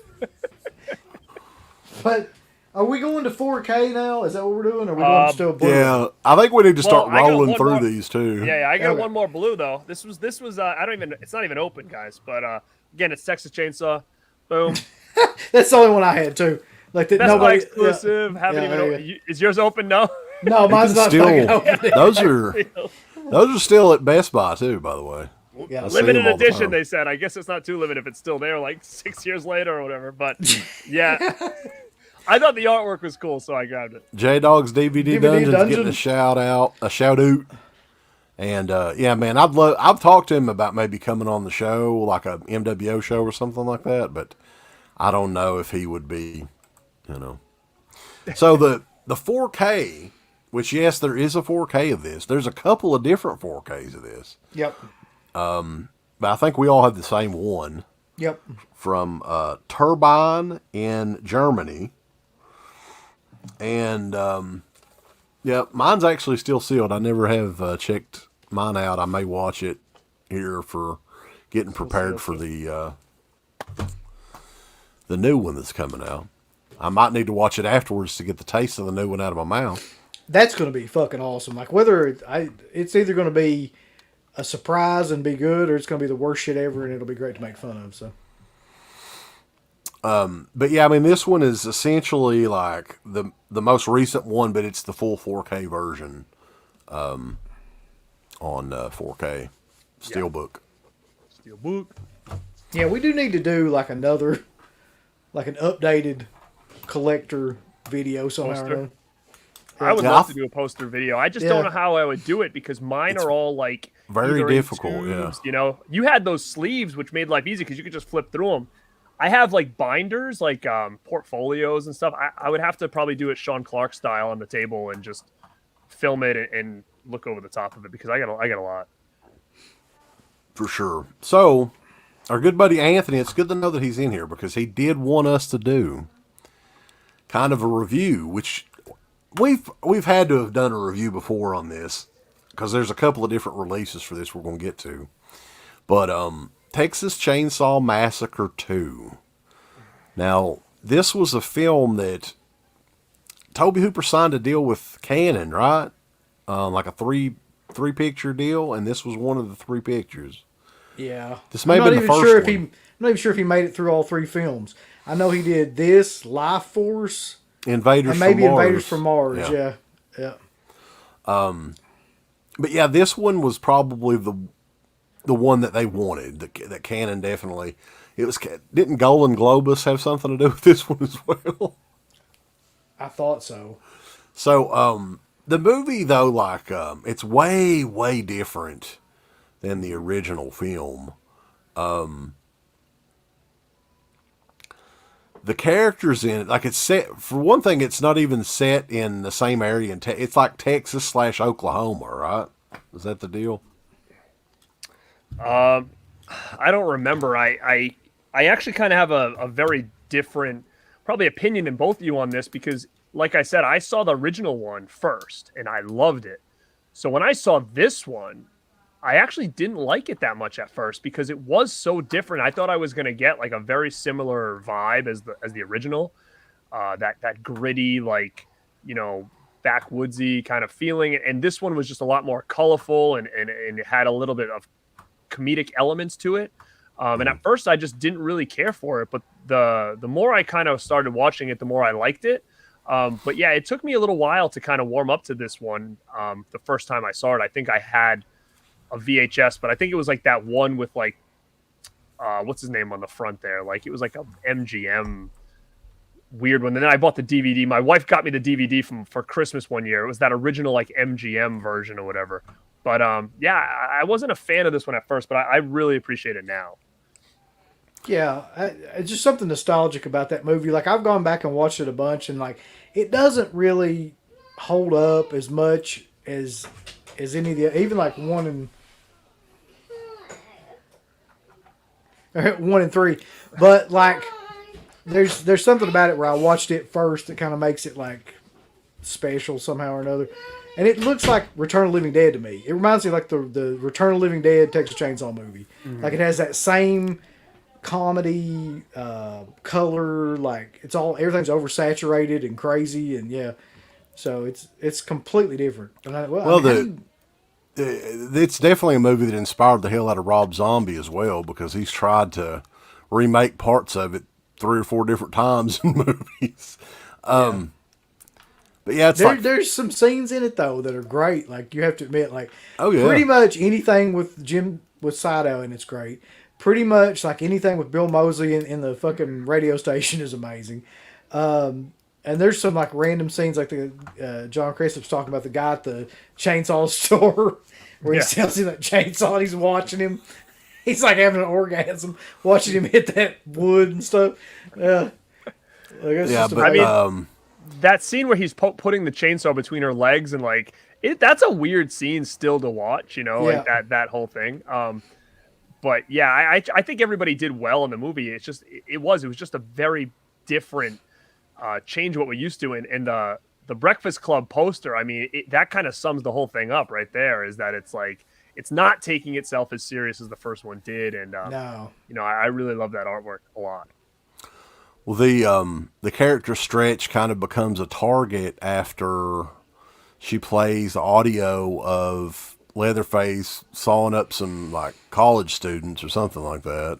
Mm-hmm. And then they kind of kidnap her, and that's where the underground layer comes into play. And the movie is it's kind of everywhere. Like it's definitely, I mean, it's a good enough movie. It's not one that I go back and rewatch a whole lot. It's got a cool midnight movie feel to it. I like the scenes with Lou Perryman and Carolyn Williams in the the studio there, and just looking at the stuff in the background. I think Lou Perryman had Moss Man from Masters of the Universe.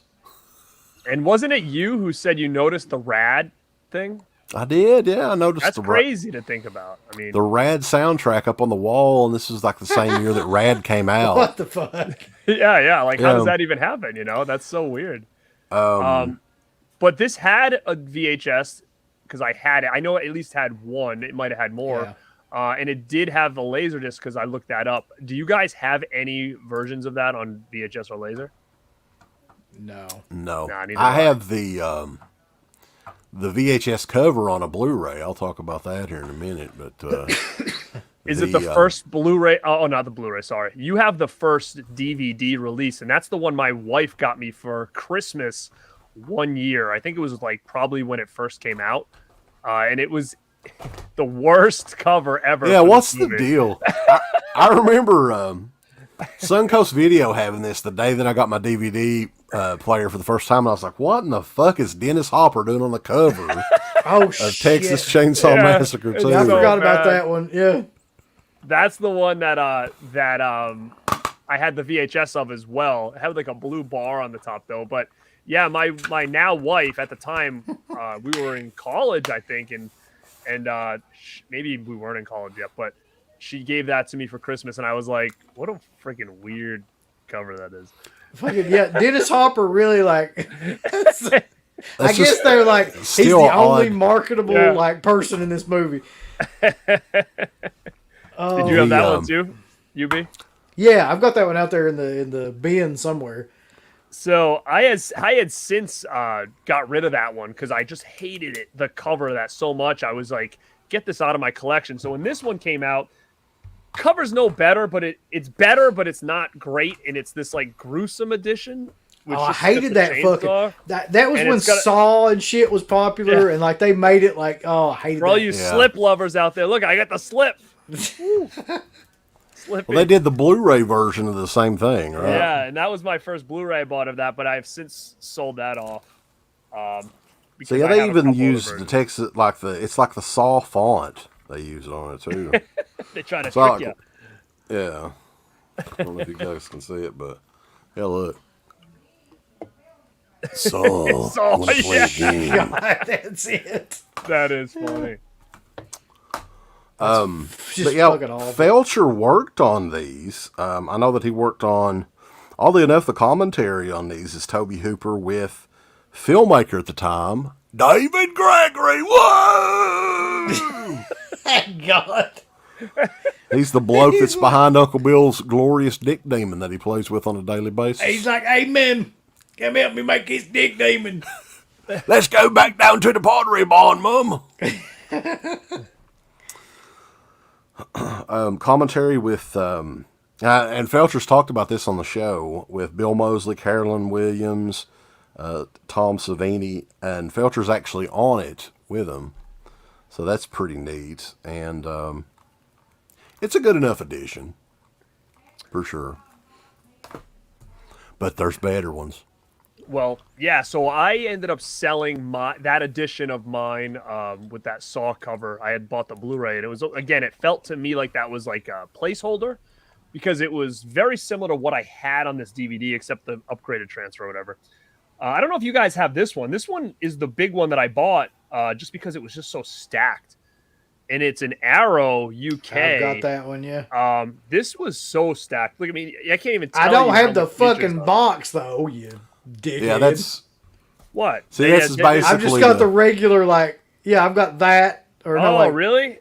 that's the alternate art, Oh, the yeah, Breakfast yeah. Club cover. yeah, I don't have the So case this and all is that. this, and this has got like a bunch of different books and discs in here. I think it's got 4 discs. Yeah, 4 discs in here. See, 3 they discs. got the reversible cover, right? Arrow always does. I love Arrow shit, but Oh yeah, same here. I can totally see. Let me see here. Oh, They don't say if it's remastered in 4K, but I think that they'll re-release it, and it'll be in that same box, Garrett. It'll be in 4K.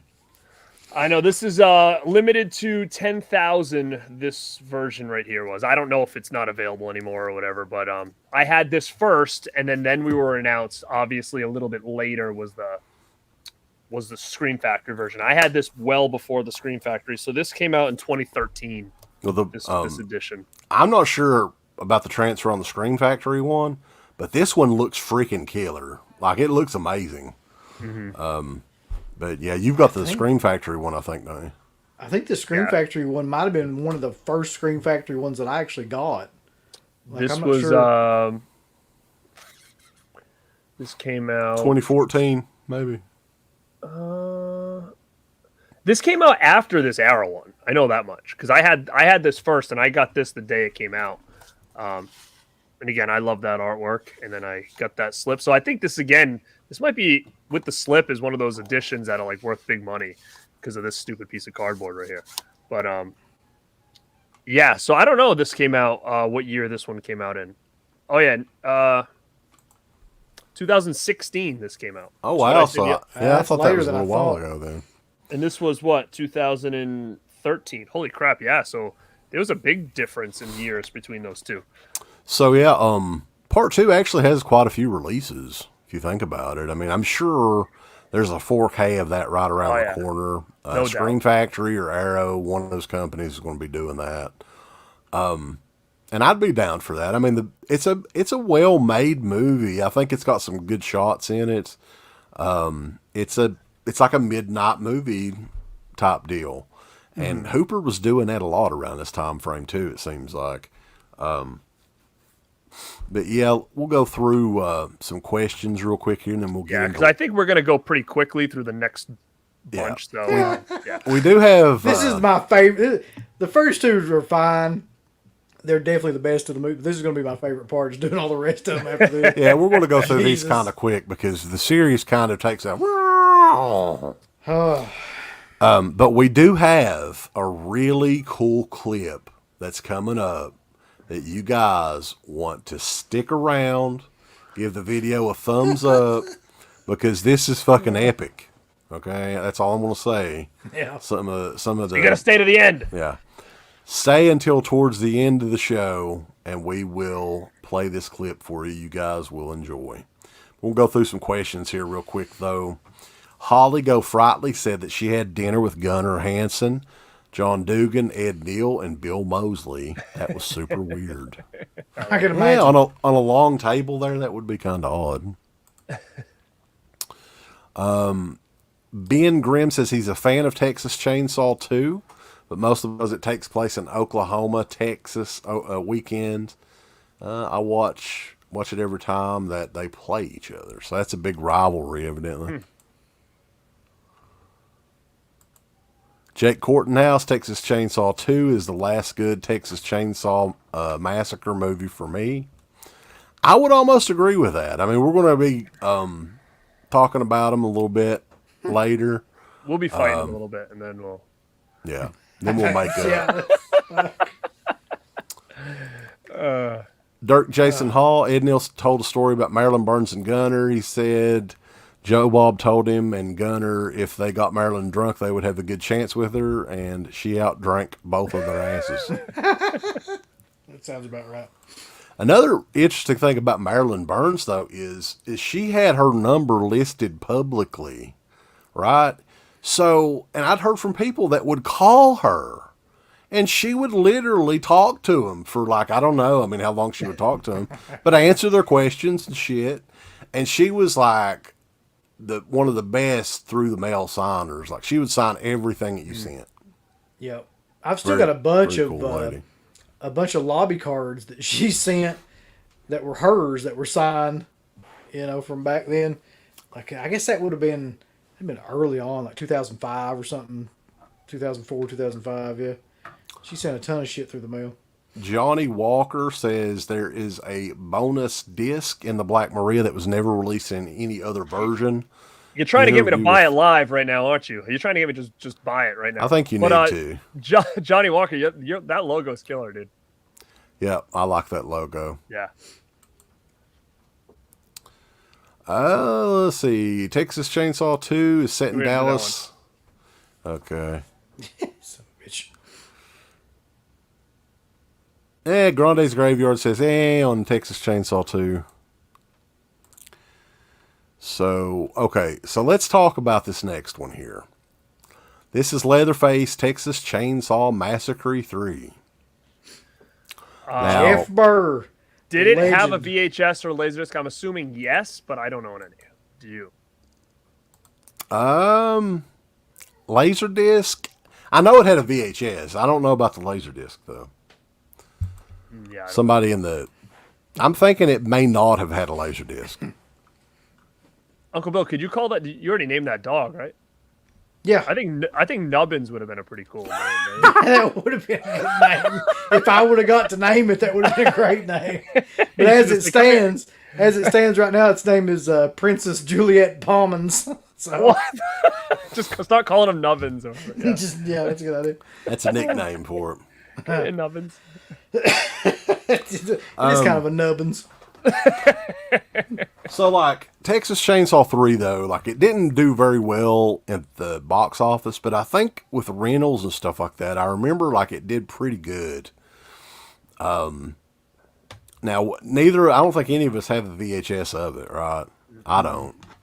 But the same artwork and everything was on this initial DVD release from New Line Cinema. Yeah.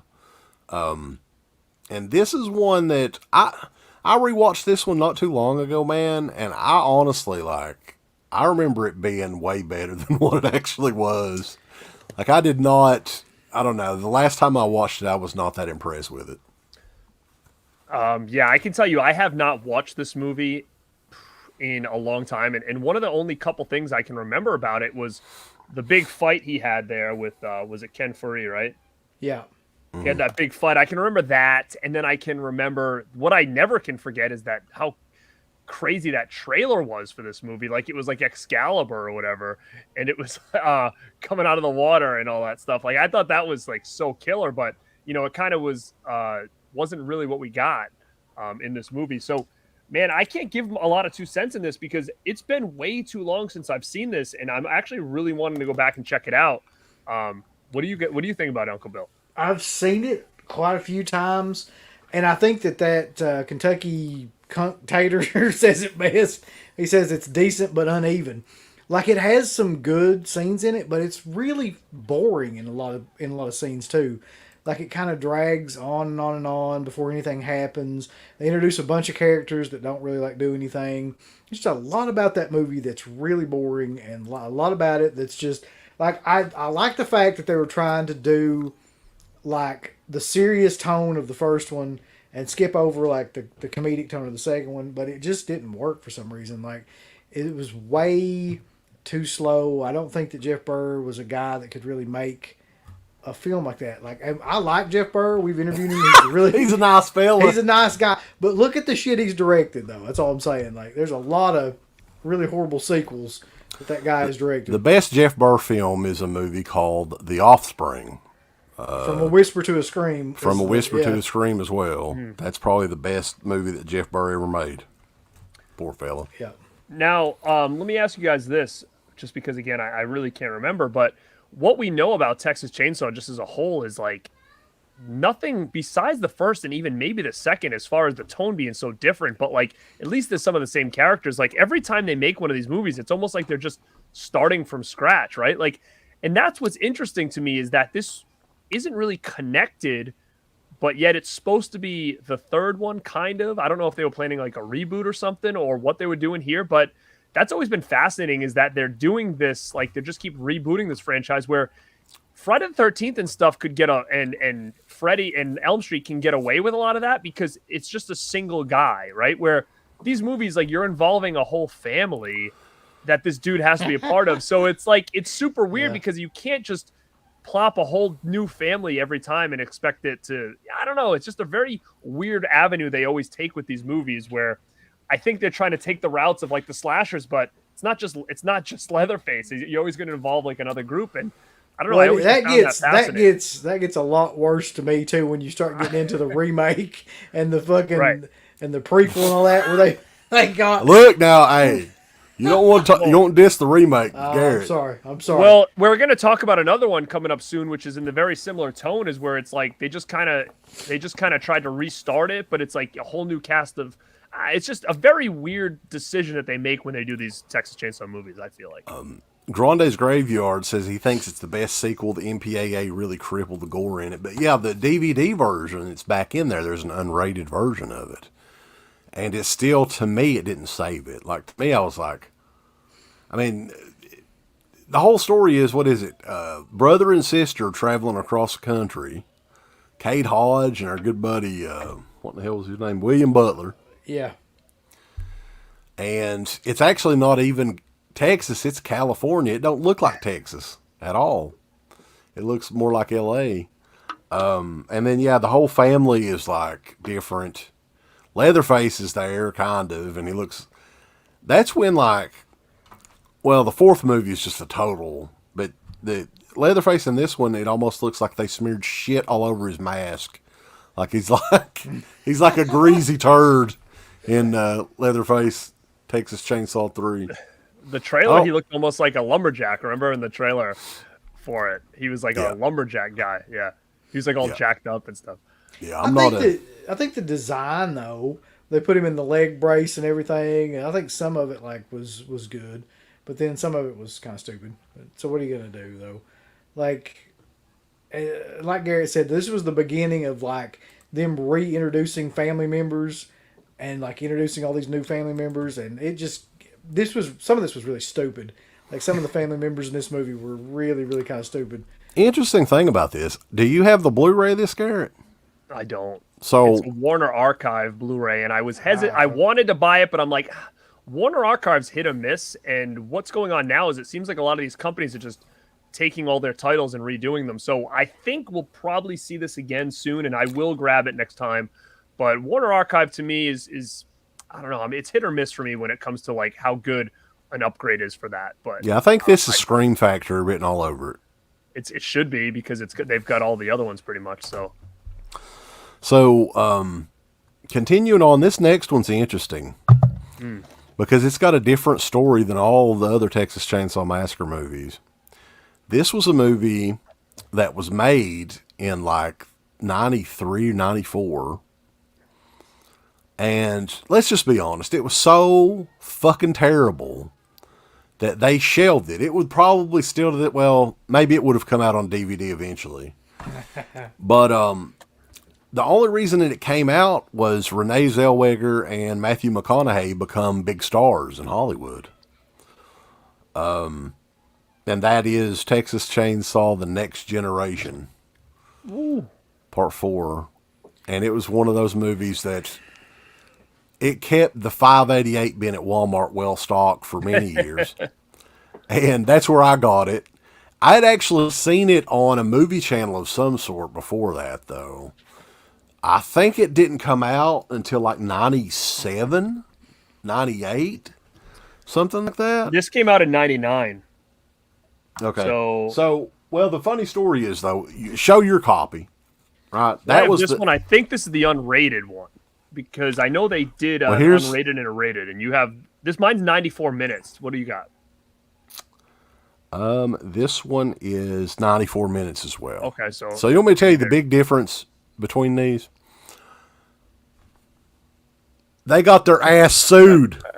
for putting Renee Zellweger and Matthew McConaughey on the cover of it. That's basically why there's a different cover. I think it's the exact same. If I'm not mistaken, I think it's the exact same disc. Let's check it. Mine. Jesus, it's like there's no artwork on it. Right. As is mine. It's a flipper. Look at this though. You have that cool insert right there with all the I do. characters on Yeah. it. Oh, do you really? Yeah. So that's this one. That's the only difference. They got sued.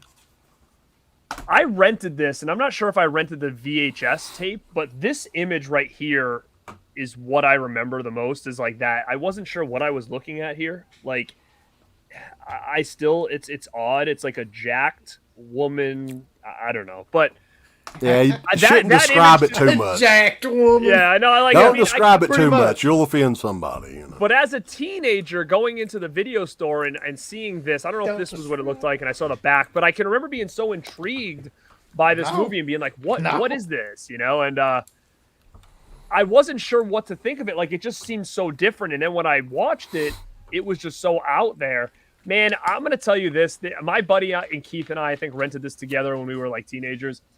And there's this one specific scene that we just laughed and we're like, this is terrible. It's like, I posted it somewhere recently where McConaughey snaps the neck of some dude and his friends saw him do it. So they're running away and he's chasing them in his truck. And the kid stops because he's so tired. And McConaughey pulls up to him and the kid looks at him and he goes, "Stop it, mister. You're scaring me."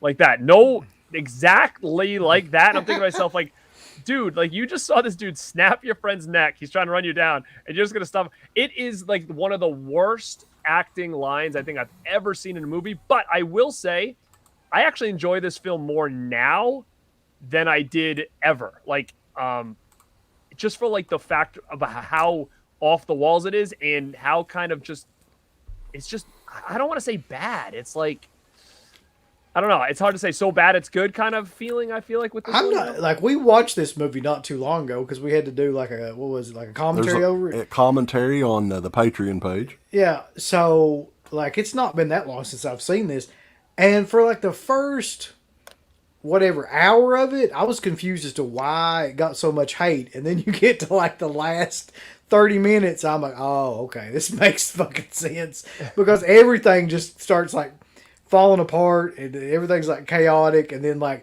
crazy, you know, gender fluid Leatherface comes in, and like just stupid shit that comes out of nowhere, like all the stuff with the mafia and all the stuff with like hydraulic Renee Zellweger, Renee yeah, Zellweger telling him to shut the fuck up and sit down and all that stuff. And there's an Illuminati storyline kind of in the back of it.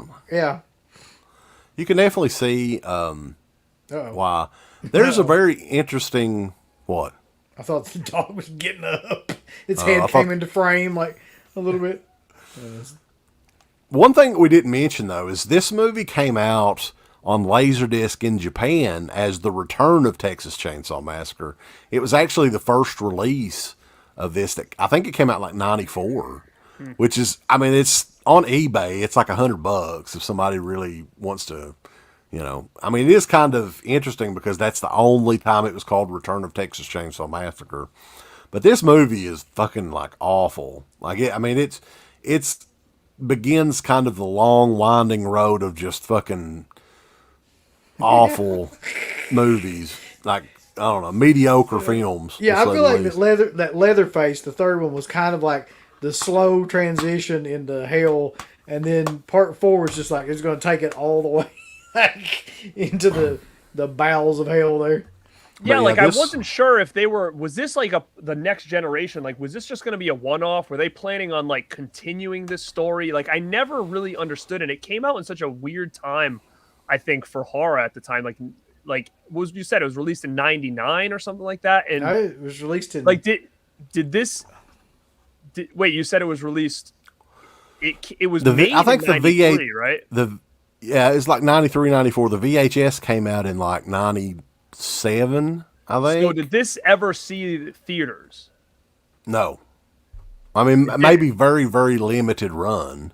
Like, a part of me almost feels like I remember seeing the trailer, but it could have been like, maybe it was coming on TV or something and they posted like a little like clip of it, but I can almost remember that. And I just was never sure. I feel like if it's Jeff Burr, it probably never got. Oh wait, are you talking about part 4? I don't even remember who directed part 4. Now part 3 had a big theatrical release. Yeah. I think that one did. But yeah, Next Generation did have, and Garrett's got it there. We definitely want to talk about it. And hey, Screen Factory does a great job at shining turds up really well. Look at this picture, though. Look at that. They did a great job with that edition. Like, this would be a poster I'd want to get on the wall there. Look at that picture. It's classic. It's just wild, man. Like, this photo to me is just like a wild image. I don't know why. It's just... Is there anything, though, more disturbing than the fucking dinner scene in that particular movie? With that mask? Like, I don't even know how they made that mask, but there's something about that particular one that's like, to me, like the most disturbing one of all, because it's all like... You know, in the first one, it kind of looks realistic, but this one, in the lady version or whatever, looks like something out of fucking Society or something. It's just bizarre. Kim Hinkle did direct this, too. Funny thing, though, I talked to Felcher about this because Felcher did a lot of the special features on that disc. On YouTube right now, there's almost a feature-length documentary making of that movie that was not included on the Blu-ray, and it was due to some sort of issue with the filmmakers did not want it on there, which I thought was very odd since they uploaded it to frickin' YouTube. And the documentary on it is actually really interesting. Like, you would think that they would not have made something like that way back in 1993. So if anybody's interested in that, go check it out. It's free on YouTube. Yeah, very good. All right, we doing this now? So we've told you guys to tune in, and I guess this would be a good time as any. Our good friend Wet Movie. Let's just go ahead and we'll play it. He sent us this clip, and it does feature one of the stars of the the remake of Texas Chainsaw Massacre from 2003. All right, guys, still at CreepyCon, now with Leatherface himself, Andrew Bernarski. How you doing, my brother? Chilling like a villain. I'm pillin' chillin'. But man, it's always a pleasure. We're here at Econ. Yeah, man. In the fabulous Inland Empire, represent. And it's going great. It's pretty cool, man. You always have a step. Kind of con I like to see in Southern California. Right? And man, what a good turnout. It's super cool. All run this well. It'd be a better gig, man. It's been great coming out and seeing all the cool people here. So, you have anything cool coming up that you want to tell us about? I always have cool stuff coming up. Check my Facebook where I keep people posted. I've got a new Adult Swim kind of show out now that we just started our run, and it's very fun. Check it out. I do the voice of Anubis, managing an undead punk rock band solving mysteries. That's super cool. You gotta check it out. Yeah, make it's called the Deadsville Rock and Roll Mysteries, and I'm producing it as well. So definitely, guys, keep your eye out for him. Make sure you guys follow Andrew Bernarski on his Facebook and Instagram. You see the links right there behind. Instagram, really. Oh, you don't? You know, I'm old school. Yeah. But hey, listen. Yeah, brother. Thanks for having me out here. I hope all the fans have made it, had a great time. Yeah, man. And you know, you weren't here. You missed out. Oh man. Yep. You could have had this much. Yeah. But before I go, I just want to say thank you, brother. And I wanted to give you this card to my buddies at deadpit.com. They told me to give it to you. Deadpool.com. That's Dead Brad Pitt? Deadpit.com. Yeah, man. Wait a second. Is that Kevin Smith? Did you get fat again? Yeah. I guess so. Wait, that's Fred Durst. Is that Fred Durst? It might be. But thank you, Andrew, man. Okay, hey, listen. Take it easy, my brother. I think he was a little bit confused. Thanks, Brendan. Yeah. Thank you for bringing... He thought Brenda was like the promoter of the convention. Thanks for bringing me out here, dude. I think we should all pray for Andrew Bernarski, because I think he's dealing with some stuff. Oh, Jesus. Dead Brad Pitt. Hell yeah. Fred Durst. So, yeah.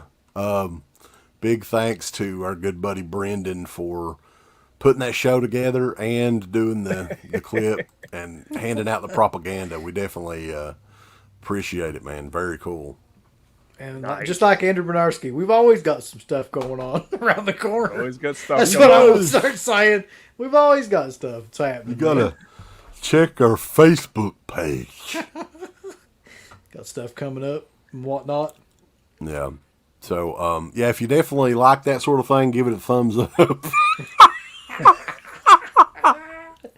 And maybe Brendan can bombard some other people like Danielle. Deadpool.com. Brendan, you know what? I was very disappointed in you. You should have flipped the card around with my That's card on right. it. And you should have handed it nicely to Scout Taylor Compton and says, "Here you go. You got to check these guys out." That's what should have happened on that. He could have the other done day. that, yeah. He should have done that. You're a big fan of the A Scout. Scouty? Her real name is love that. Desiree. I did not know that until I didn't the know that interview. either, actually. Yeah. I didn't know that either. But, man, I would love to have her and Danielle on this show. Yeah, they promoting can talk their about new sucking each other's toes or whatever Hey, they're doing man, on you it. know what? Yeah. Yeah. Having them on to promote their stuff would be a nice gesture for all the Dead Pit fans. to check Listen, them out. that's the greatest gimmick of all time for a fucking know? podcast like that. Like I agree. They figured out the formula. They just have to cracked the code. bring up butt sex every once in a while, and people will Yep. stick around. Guarantee it. Everybody's on there. Oh God. The next one, though, since Andrew best Leatherface ever Branowski was, he's in the next two as Leatherface. We got to get to him because I know Garrett is a big fan of both of these movies. There's a lot of people that's a big fan of this first movie, actually. Texas Chainsaw 03. So, yeah, I mean, when I was a big fan of this movie when it came out, I mean, I don't know if it was just right place, right time. But again, like I said, the last decent Texas Chainsaw I thought was probably part 2. So to me, this I was really excited about, and I actually really liked it overall. And this edition was a big release when this first came out. And this was the first physical media edition, I think, of this movie. I don't think it had a VHS, but I could be wrong. But this was the one that everybody was after because it was stacked with stuff. And I haven't looked inside this in years, so I'm curious. This is actually pretty impressive as far as packaging goes. It's gonna fold out. Look at that, boom.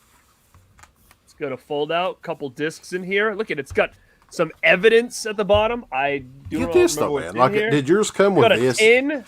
This is kind of odd. Oh yeah, the tin. Yeah. So, What do you do with this? I don't know. Mine came with 2. I've got 2 of them. What? Yeah. 2 tins. 2 tins. And then I got an evidence enclosed. I'm not even sure what's in this thing. I think it's photos. I don't think I've even opened it. Do they even do any sort of packaging like this anymore for movies? I don't think so. So if you're a fan of this movie, I think this is the edition to have because I don't think it's ever I know it hasn't gotten treatment like this again. And man, again, I know this gets hated on, but I think this one is probably the best since part 2, in my opinion. I never had a problem with it. I thought it had a pretty A lot of people like it. I mean, to me, I think it's one of the very worst remakes of all time. I mean, and God damn. You bastard. I mean, honestly, I've only watched this movie 2 or 3 different times. I think we did a commentary over it. It's over on Patreon if you guys want to check it out. It's just okay, so it's set in 70, does it say it's 73, I think? Something I don't like that because it's around remember, man. Vietnam. Do you remember believe any of them motherfuckers are kids from the 70s at all? They look like they're straight off of the cover of Abercrombie and Fitch circa 2003. And the Leatherface, the mask, it looks completely bullshit. It looks bogus. Now, Arlie Ermy, I'm a fan of his as an actor. You know, Full Metal Jacket was one of those holy shit moments when I was a kid when I saw it. Out of the entire cast, he's probably the only one that really does a decent job, and I'll give him that. But this movie is the shits. Holy shit! What was that? What the fuck is that? I just thought it was like, to me, this always felt like just dirty. Like, for instance, like I liked the idea of it being like that found footage thing at the beginning and at the end where they will like go down to the basement, and I don't know. I just thought it was cool. And who the fuck are these people? But I know this is probably, I guarantee a lot of people that are watching our show nowadays, I guarantee this was the first one a lot of these people have seen. And I'm sure they probably feel the same way that we felt when we saw the original. And I think it was You mentioned that it felt very dirty and grimy. I felt it wet, dirty, like everything felt, like it was just kind of like just dirt all over the place. Like it just had that feel to it. I felt, to me, it just had that processed Michael Bay fake looking like, and the next movie did too. I mean, they both look like that. Like I didn't buy these movies were made in the 60s and 70s at all. I agree with this Jake. Karen throws or whatever. Leatherface looks like I remember slitting on her mushroom. He did. Head. Mushroom head, Listen, Leatherface. I think that there was a particular style of movie that like Lionsgate was making around that time. Yeah. And they all look like this. I don't know if it came from this particular movie. I think it did. It probably came from Saw. No, this was like before Saw. Was that before Saw? Okay. Yeah. Saw was the next year. Because everything looked like this. It just looked like he was saying, like a processed version of what you would think a Grindhouse movie would look like. Like that's what they were trying to recreate, like that look. But it just ended up like everything looked the same. And that's probably my biggest kind of problem with this movie, other than the fact that like it also has like the kind of direction where everything's edited super fast, like like every action scene and death scene in it is edited so quickly you can't even tell what the fuck's going on. Michael Bay became like a big thing around that period of time too, when Michael Bay was really the best thing that Michael Bay ever did was that Meatloaf music video. Did he do that? Yeah, that was great. Really? Yeah. Wow. What, I'll Do Anything for Love? That one? Yep. Oh, that was a great video, yeah. That was the best thing he ever did, in my opinion. But I think that edition, though, is the best that thing's had. And I know it's had, like, some regular editions after this, like, with just, like, kind of that vision of his face. It was, like, a standard. I don't know if you guys have that. This did have a VHS release, too. This was the last Chainsaw movie that did have a VHS. So those are out there. You got wet movies like next time. Get it next time. Next time. Yeah, rest in peace, Meatloaf, man. Like that guy was definitely another. It was music from our childhood for sure. I think that I like this movie though better than the next one. I think that, I mean, they're both kind of fucking terrible, but this also had a basic Blu-ray too, right? It was just a very kind of like it had everything this had. It just was not fancy. Like it wasn't done up like this. Like I mean, it's got all the same features and stuff, but it's just the Blu-ray, same artwork and stuff like that. So nothing really new on here. Eric Perry says, "No need to talk about the rest, boys. We're good." we'll work fast. We'll go through some questions again real quick here that I've saved. They need to release a 4K of the next generation. I don't know if that's going to happen. I don't think that'll be out. Why do people like the Texas Chainsaw Massacre remake? It gets so much praise, and I just don't get it. It looks like a fucking American Eagle commercial. It kind of does look like that, and it's funny because I didn't like when you guys are talking about it. I'm thinking to myself, I don't remember like that this was supposed to take place in the 70s. Like to me, it felt like it should have took place when it took place. Like like even the hairstyles and stuff. Nothing was. And the clothes and all that. A part of me wants to go back. Like it really was supposed to be the 70s. I don't remember like. if it I think was it's or not. 73, right? Really? I think Well, then so, if that's the case, when the hell does this next one take place? Because that's what we're going to be. That's a talking prequel. now. Yeah, it's a Right, prequel, so, so like, it's in the. Is that going to take? Is that taking not place in, like, the 50s. friggin' It's 60. Part of it takes place in the 30s, right? Because you see Leatherface squirt out of his fucking maw. We'll talk about that. Wet that's Movie coming. 1. I forgot about that. I always Oh, enjoy Jesus. Texas Chainsaw 2 and 3. He says 3 is okay.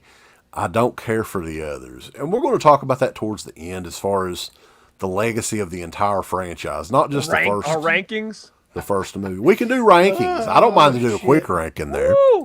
All right. Carolyn Williams is briefly in the beginning of part 3. It is extremely brief. Yeah. It is like a passing shot. That's all it is. Manic Exorcism. There's a comic that connects Chainsaw 2 and 3 and reveals the Saw is family chainsaw. I own it because I'm a nerd. That's good to know. So technically, they're trying to make it part 3, right? They're actually trying to make it connect somehow, even though it. So it's good at least. I'm always about continuity. Our good friend Nate, and I'm not going to say both of those names fast. So I'm just going to call you Nate because I'll get in trouble. TCM 3 is the best of the sequels. You're tripping. No. You're wrong, sir. You're so wrong, Nate. You're straight tripping, fool. Nathan. Nathaniel. There we go. Nathaniel.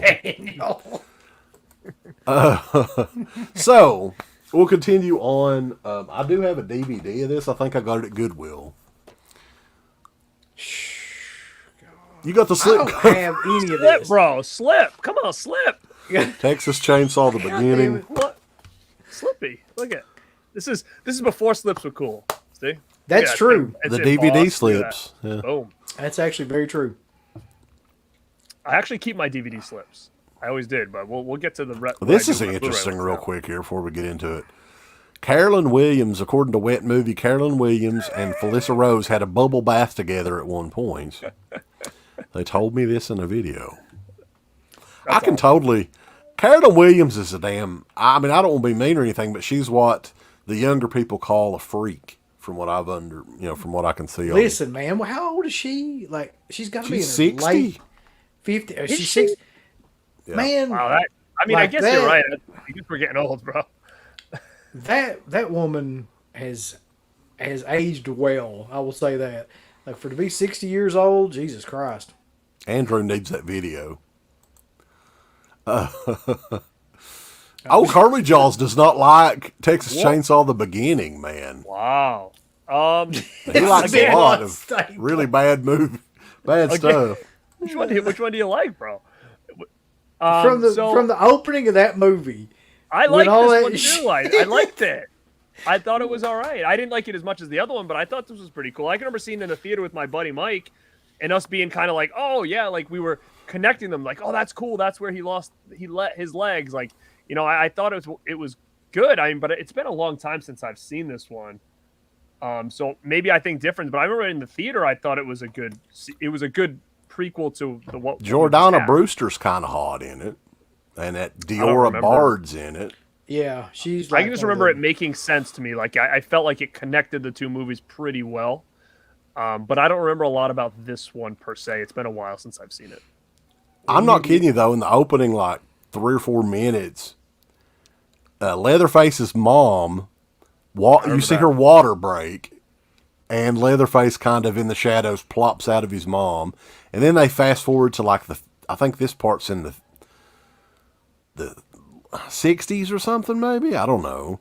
And Leatherface gets fired from his job at the slaughterhouse. That's the part that I remember. I remember that too, Where yeah. it's like, yeah, he's like, this guy fires him and he goes on this like rampage and all this. Yeah. And he's supposed to be like Wait. teenage Leatherface or something like that, I guess, at that point. I don't know. Was this? Maybe I'm wrong. Was he like found somewhere? Like, did his mom like throw him away or something? Yeah, there was something like that. There was some kind of sub story, like where, like after she has him, like she gets rid of him, and I don't know, something happens, or somebody finds him. This is one though that's not. I think Garrett was kind of you're kind of praising this one. You need to go back and rewatch this one. It sounds like because there's not too many. If old Curly Jaws don't like it, I know that makes me nervous. Actually. and it did have a Blu-ray. Got the blue. Again, it's nothing. Actually, you know what? I don't know if this is unrated. This might be the rated theatrical cut because it doesn't say unrated on here like it does on my DVD. So it could be the rated cut actually. But I always liked those two. I thought they meshed well as a 2-movie set. That one's 2006. I understand the hate because it's not the original. Physical Media Miklich says, I know that all the movies aren't the best, but I've enjoyed them all for what they are. Yeah, I mean, I can understand that for sure. I just wanted to throw this one up real quick. I cannot show you the back because, I'll get thrown off of YouTube. But this is a killer edition that people need to check out. It's a part of the chainsaw story that not too many people know about. Directed by Rob Rotten. I don't have that one. Yeah, it's got a slip cover and everything. You gotta get it. It's collectible as fuck. Oh wow, the slip cover. You can get it from Metro Interactive. So, what do we have left? Pretty slim is pickings. Yeah. I guess this is where things get bad here. No, they've already gotten bad. They've gotten real bad by this point. So I think Garrett, worse. They might get worse. I don't know. Garrett has I have the Blu-ray somewhere, but I may have not brought it in. But I've got the DVD version. This is the next one, right? Am I right? Yeah. Yep. Oh God. And I got the Blu-ray with a lenticular. So this one had a weird release. Dirt Jason Hall, thank you for the super chat, sir. Hit the like button, share with your family, and super chat. Stop being cheap and lazy. That's a great attitude to have. Oh, everybody. Hey, seriously though, we've had a fucking large ass crowd in here tonight. Yeah, thank you guys. People have, I don't know, we've got some ideas of stuff to do. I think we're going to be doing a show, probably not a week from tonight because it'd be the Super Bowl. That probably wouldn't be a good idea. But, yeah, we've got an interesting idea for a show maybe in a couple of weeks. Well, we can do that one. But we're not done. We're going to talk about Texas Chainsaw, a.k.a. Texas Chainsaw 3D. I was warned about this for so long before I watched it. Now, did you just watch it for the first time? No, I've seen it before. Okay. I was talking about I think it came out in 2012. We didn't watch it, or I didn't watch it until 2013. I saw this the first night it came out in theaters in 3D. So whenever that was, I don't remember. 2012, yeah, wow. That little dog's going to shit on Uncle Bill on camera. It'd be so awesome. Nubbins! It's trying to eat my fucking headphones. Stop it. No. So I got some of these. Look at this. So this is straight from the theater. I snagged a bunch of them. So I have I think 2 sealed and 1 unsealed or whatever. 1 loose. The Texas Chainsaw 3D glasses that you got in the theater. I have that. And look at what else I got here. I don't know how the heck I don't remember buying this, but I got some pieces of the house that they burned at the beginning of the movie. Cool, huh? Now, in a little Is this the one where at the beginning of the film, Bill Moseley is in it? Yeah, he's Drayton Sawyer in it. Yeah, okay. So yeah, I mean that's the funny thing about this is that people always go back to is the timeline on this movie. It's totally fucked up in a lot of ways because the opening, I guess the credit sequence is a lot of shots from the original film.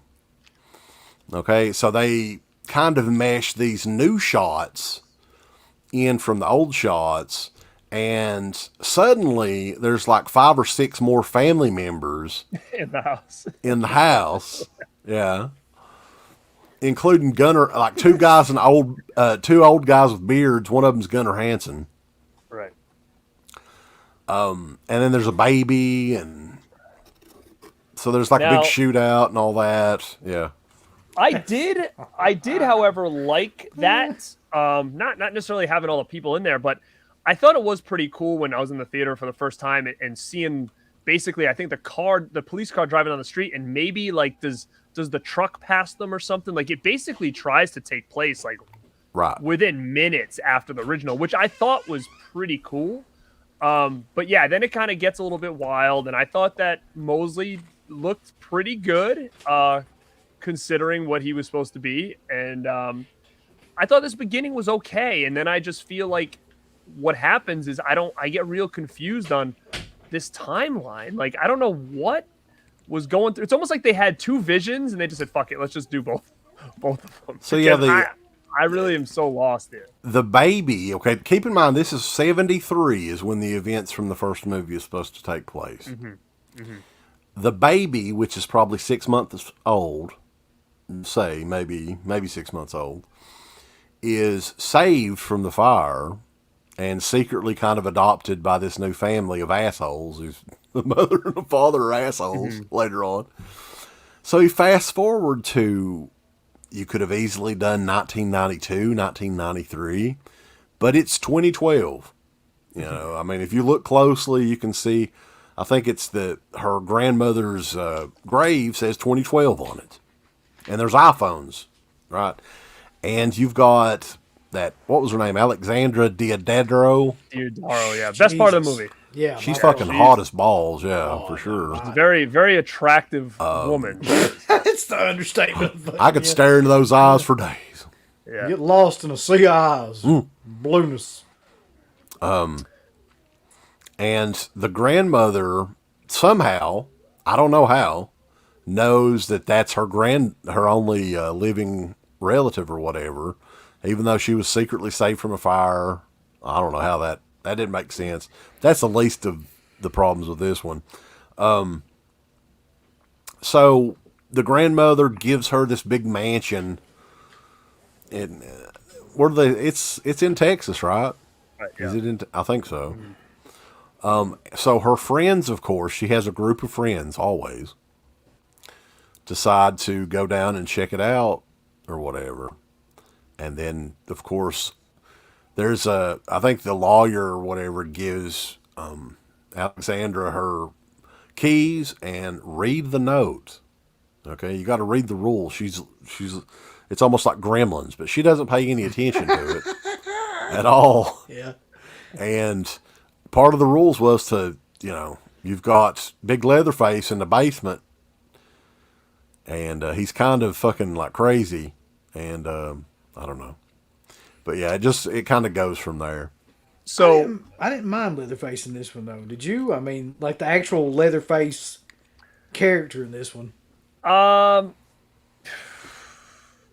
mean, not really, but I was just very confused because, again, like, I'm coming from where I live. You guys probably know it's probably very different, but it was all over the place. Like the grocery store that she worked at the beginning of the movie, to me, looked like it was something straight out of like the 90s or maybe even like earlier. Like it wasn't a modern day grocery store. And again, I don't know if they have like more like those kind of like grocery stores around you.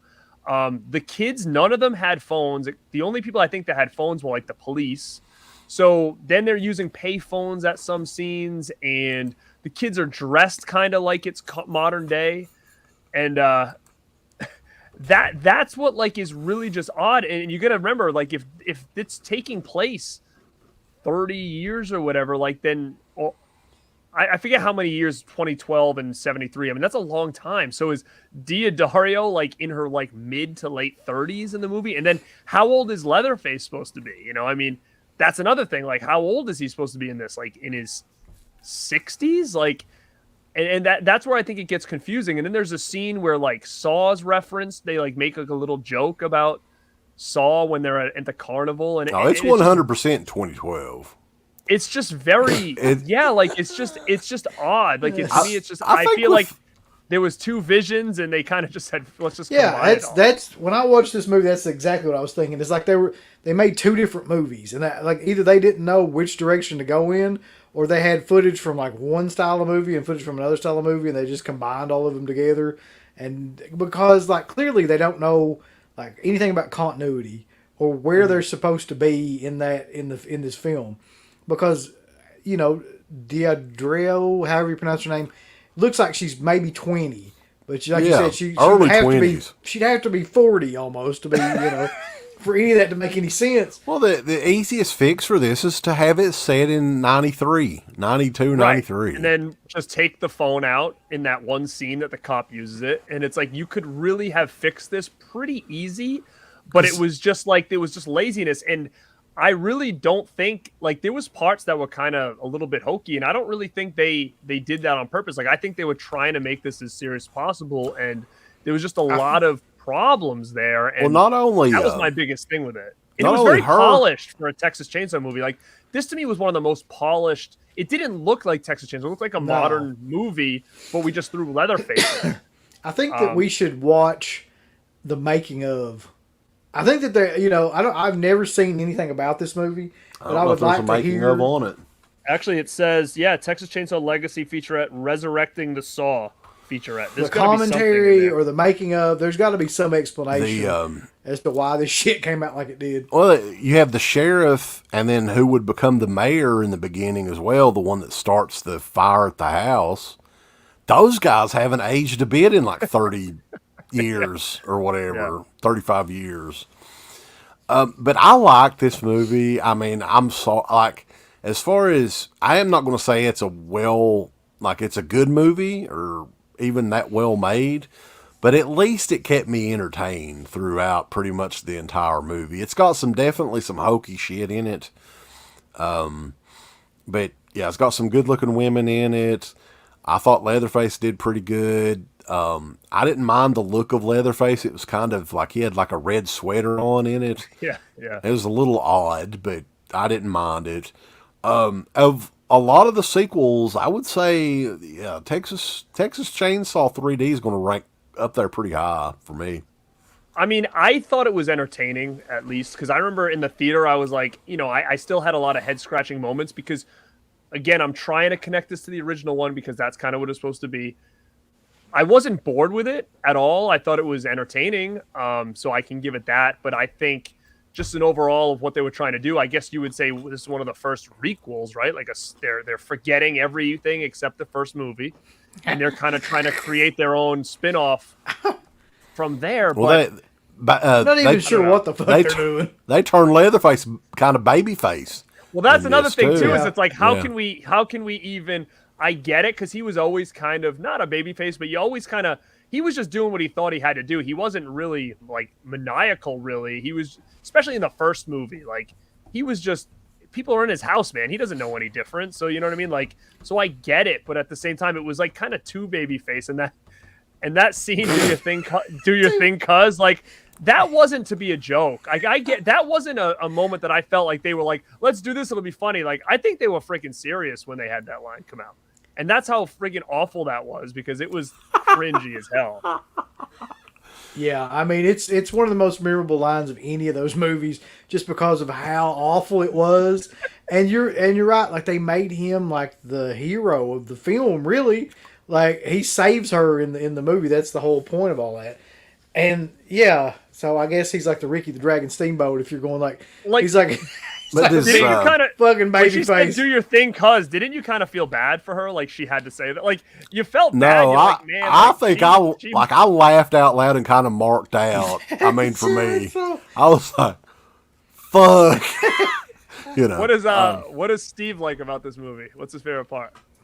The magic button. He says he likes that magic button on her shirt. Yeah. That is a magical button. Her shirt of the magic button that just stayed shut. That one button. Yeah. That's the one thing. That's the first thing that Steve brought up about that. Actually, that whole movie. Yeah, I know. That's why I brought it up. I think what happened though is I think he said he had a couple gummies and that button undid. And the next time he watched it, he saw it. He's like, oh God. He was eating them. He's like, wow, the button came undone finally. Oh. Those yummy gummies. Steve's tasting colors. So we've got one more, man. Yeah. This is Real it. quick though, that the initial release for this was DVD and 2 different Blu-rays. There's a Blu-ray 3D, which I have that as well, and there's a standard Blu-ray and a standard DVD. Will this ever see a re-release on anything else, you think? A 4K? I don't think so. Not for a real long time. I mean, if they were going to do it, it would have probably been now. You know which movie does have a 4K, but it's in German? No. Ain't that fucking killer? I rewatched this morning, actually. I watched it once when it came out, so I don't remember it too much, but I remember kind of being like, what the hell is this? Why do we have this? But maybe you felt otherwise after seeing it again. No. I hope this, not. I'd this lose was, all faith in him if that's the fucking case. This was difficult to get through. I got to be honest with you. I think of maybe all of the sequels, this is probably the worst. This is the worst one, I think. This is another origin story. And the weird thing is the director of this, and again, this is Blu-ray and DVD basic only. I actually recently bought this just to rewatch it. It's $6.99 on Amazon, and I still think I feel like I paid too much for it. But yeah, this one, it's another origin story. It kind of changes the story around it a little bit to where there's an incident that happens back in the 50s. They start this one in the 50s, where the sheriff's daughter gets killed by the Sawyers, and Leatherface as a young boy and his brother, I think, are taken to an insane asylum to live out the rest of their days, and they escape like 10 years later. And then from there on, it's like almost like a road movie. It's a buddy movie. Yeah, like what is those movies like California? It's kind of a very bad version of that. And then they never tell you like that Jed is his real name in this, is renamed, and they never tell you which kid is Leatherface in this. You don't know. So the first time you watch it, you're thinking it's this one dude, and it's not. It's the normal looking dude. This is directed by the guys that did Inside as well. That's the thing that surprises the shit out of me. Well, I mean, when you look at like the Hills Have Eyes remake, which was done by the guy that did fucking High Tension and all that, I mean, there's a lot of those French connection people that came back and did some of these remakes and stuff. But this is probably the worst one. Like, I can't really think of one. I think this is the worst, yeah. Yeah. This is probably the worst one. And there's some bad ones. Yeah. But Garrett, yeah, you watched it one time and that was enough for you said, right? Yeah, I did. I watched it when I first got it, and I know somebody in here is talking about the slip again because we all talk about it. I have the slip for this, but with mainstream movies, 9 times out of 10, I'll box the slips up. I don't need them. This movie was shot in Bulgaria. I didn't know that. But I'm always excited for anything like Texas Chainsaw. Like, to me, when this first came out, I was like, okay, like, I'm curious to find out this origin story. Now, my question to you is like Hitchhiker in this, like, as a kid, or is he not included at all? If this is a prequel to the original, then they've got to talk about his brother, right? Like, is Hitchhiker the brother in the movie? No, I don't remember. I'm confused because, okay, there's 2 kids that are taken, right? There's the fat dude, Bud, or whatever his name is. Is he the other brother? Because he gets killed. But they don't ever say, like, where is the other brother at? Now, later on in the movie, there's a character that looks an awful lot like Ed Neal whenever he's grown up, 10 years later. But they don't ever say. And here's another question, too, when it comes to these films. What is Leatherface's name? Because I feel like it's always different, no? It is, in every single one of them, it seems like. Yeah. But what's the funniest thing to me is if you go back to the original, his brother, the hitchhiker, calls him Leatherface. Like he literally says, "Hey, Leatherface, come help me with." Like, so that always kind of made me laugh because I'm thinking to myself, like, imagine if you just called your brother Leatherface all the time. Like, how did that start? You know what I mean? Like, but they just like busting balls, and one day he's like, "I'm gonna call you Leatherface forever." Like, don't they call him? To me, always made it funny, and then they call him like, what is it, like Jed, and then Bob, and then Bubba or something like that. Bubba, yeah, yeah. And what was he called in the 3D? Like, what didn't he have another name? And I think Drayton, in the remakes, when did they start calling him fucking? That was the dad. Oh, okay. When did? And then Sawyer started in the Sawyer second one? one. Sawyer wasn't in the first movie. I think that was in the No. second one. As a matter of fact, I think Drayton was in the second one too. They didn't call him that name in the first movie. That's right. Drayton Sawyer was the cook, right? Yeah. So it's always Yeah. funny because I never knew, like, because you always hear different names, and I'm like, I don't know what the hell is his name supposed to be. Bubba Leatherface Sawyer. He's Junior in part 3. That's says right. there. Yeah. And then he's Jed, right, in one? He's Jed in a couple of them. I think he's Jed. Maybe they call him Jed in Chainsaw 3D as well. And what is he in the remakes? Do you guys remember? I think it's like, isn't it Thomas Hewitt or something like that? Oh fuck, that's Hewitt, right. yeah.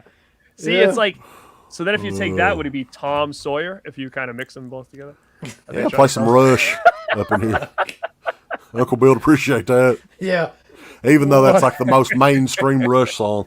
But yeah, like I would say I would have to put this at the bottom of my list as far as all of them. But I do want to go back and rewatch this and part 3 because those are the ones I've watched the least. Someone mentioned that it is well filmed. It looks good.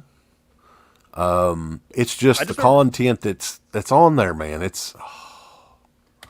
Didn't he have like a weird armadillo mask or something? Was there like a weird mask? It's a cow mask, wasn't it? Oh, that's what it was, like a cow head. Or There's something? also a scene in this too that I wrote down here so I can remember, where there's 3 of them that's on the run and they hide in a dead cow's carcass. Uh-huh. Do you remember that? Yeah, I do remember that now. Yeah, that's what you do. It's like a fucking in Star Wars. But yeah, Tauntaun. that was 5 years ago. So now, 5 years later, and this one, it did not come out in theaters, right? I don't think so. No, It didn't. was Jedediah. Jedediah in 3D. Yeah. Okay. Just Jed for short. Yeah. So this, yeah, this one was did direct not. Uh, to Sci-Fi Channel, maybe. I think. Direct to video. I don't remember where this came from, but it was a Lionsgate movie. And that's kind of the end of the physical media game when it comes to these films here. VOD. And I will say that I have not watched the trailer for the new movie. Oh, it looks great. I know the cool thing to do would be to like film me watching the trailer as soon as it came out. But Yeah, buddy.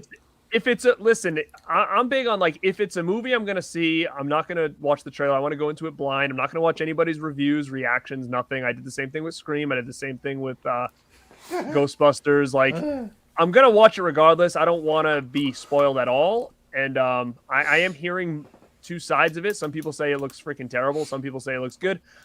I keep seeing a picture of him in like this like weird mushroom field or whatever, and I don't know what the hell that's from. I'm assuming I don't the think anybody trailer, else but, like, does. He pops don't up out there understand. like one of them fucking He was little prairie taking the dogs. shit. I don't know what's happening, but I assume that was in the trailer. I'm gonna get you.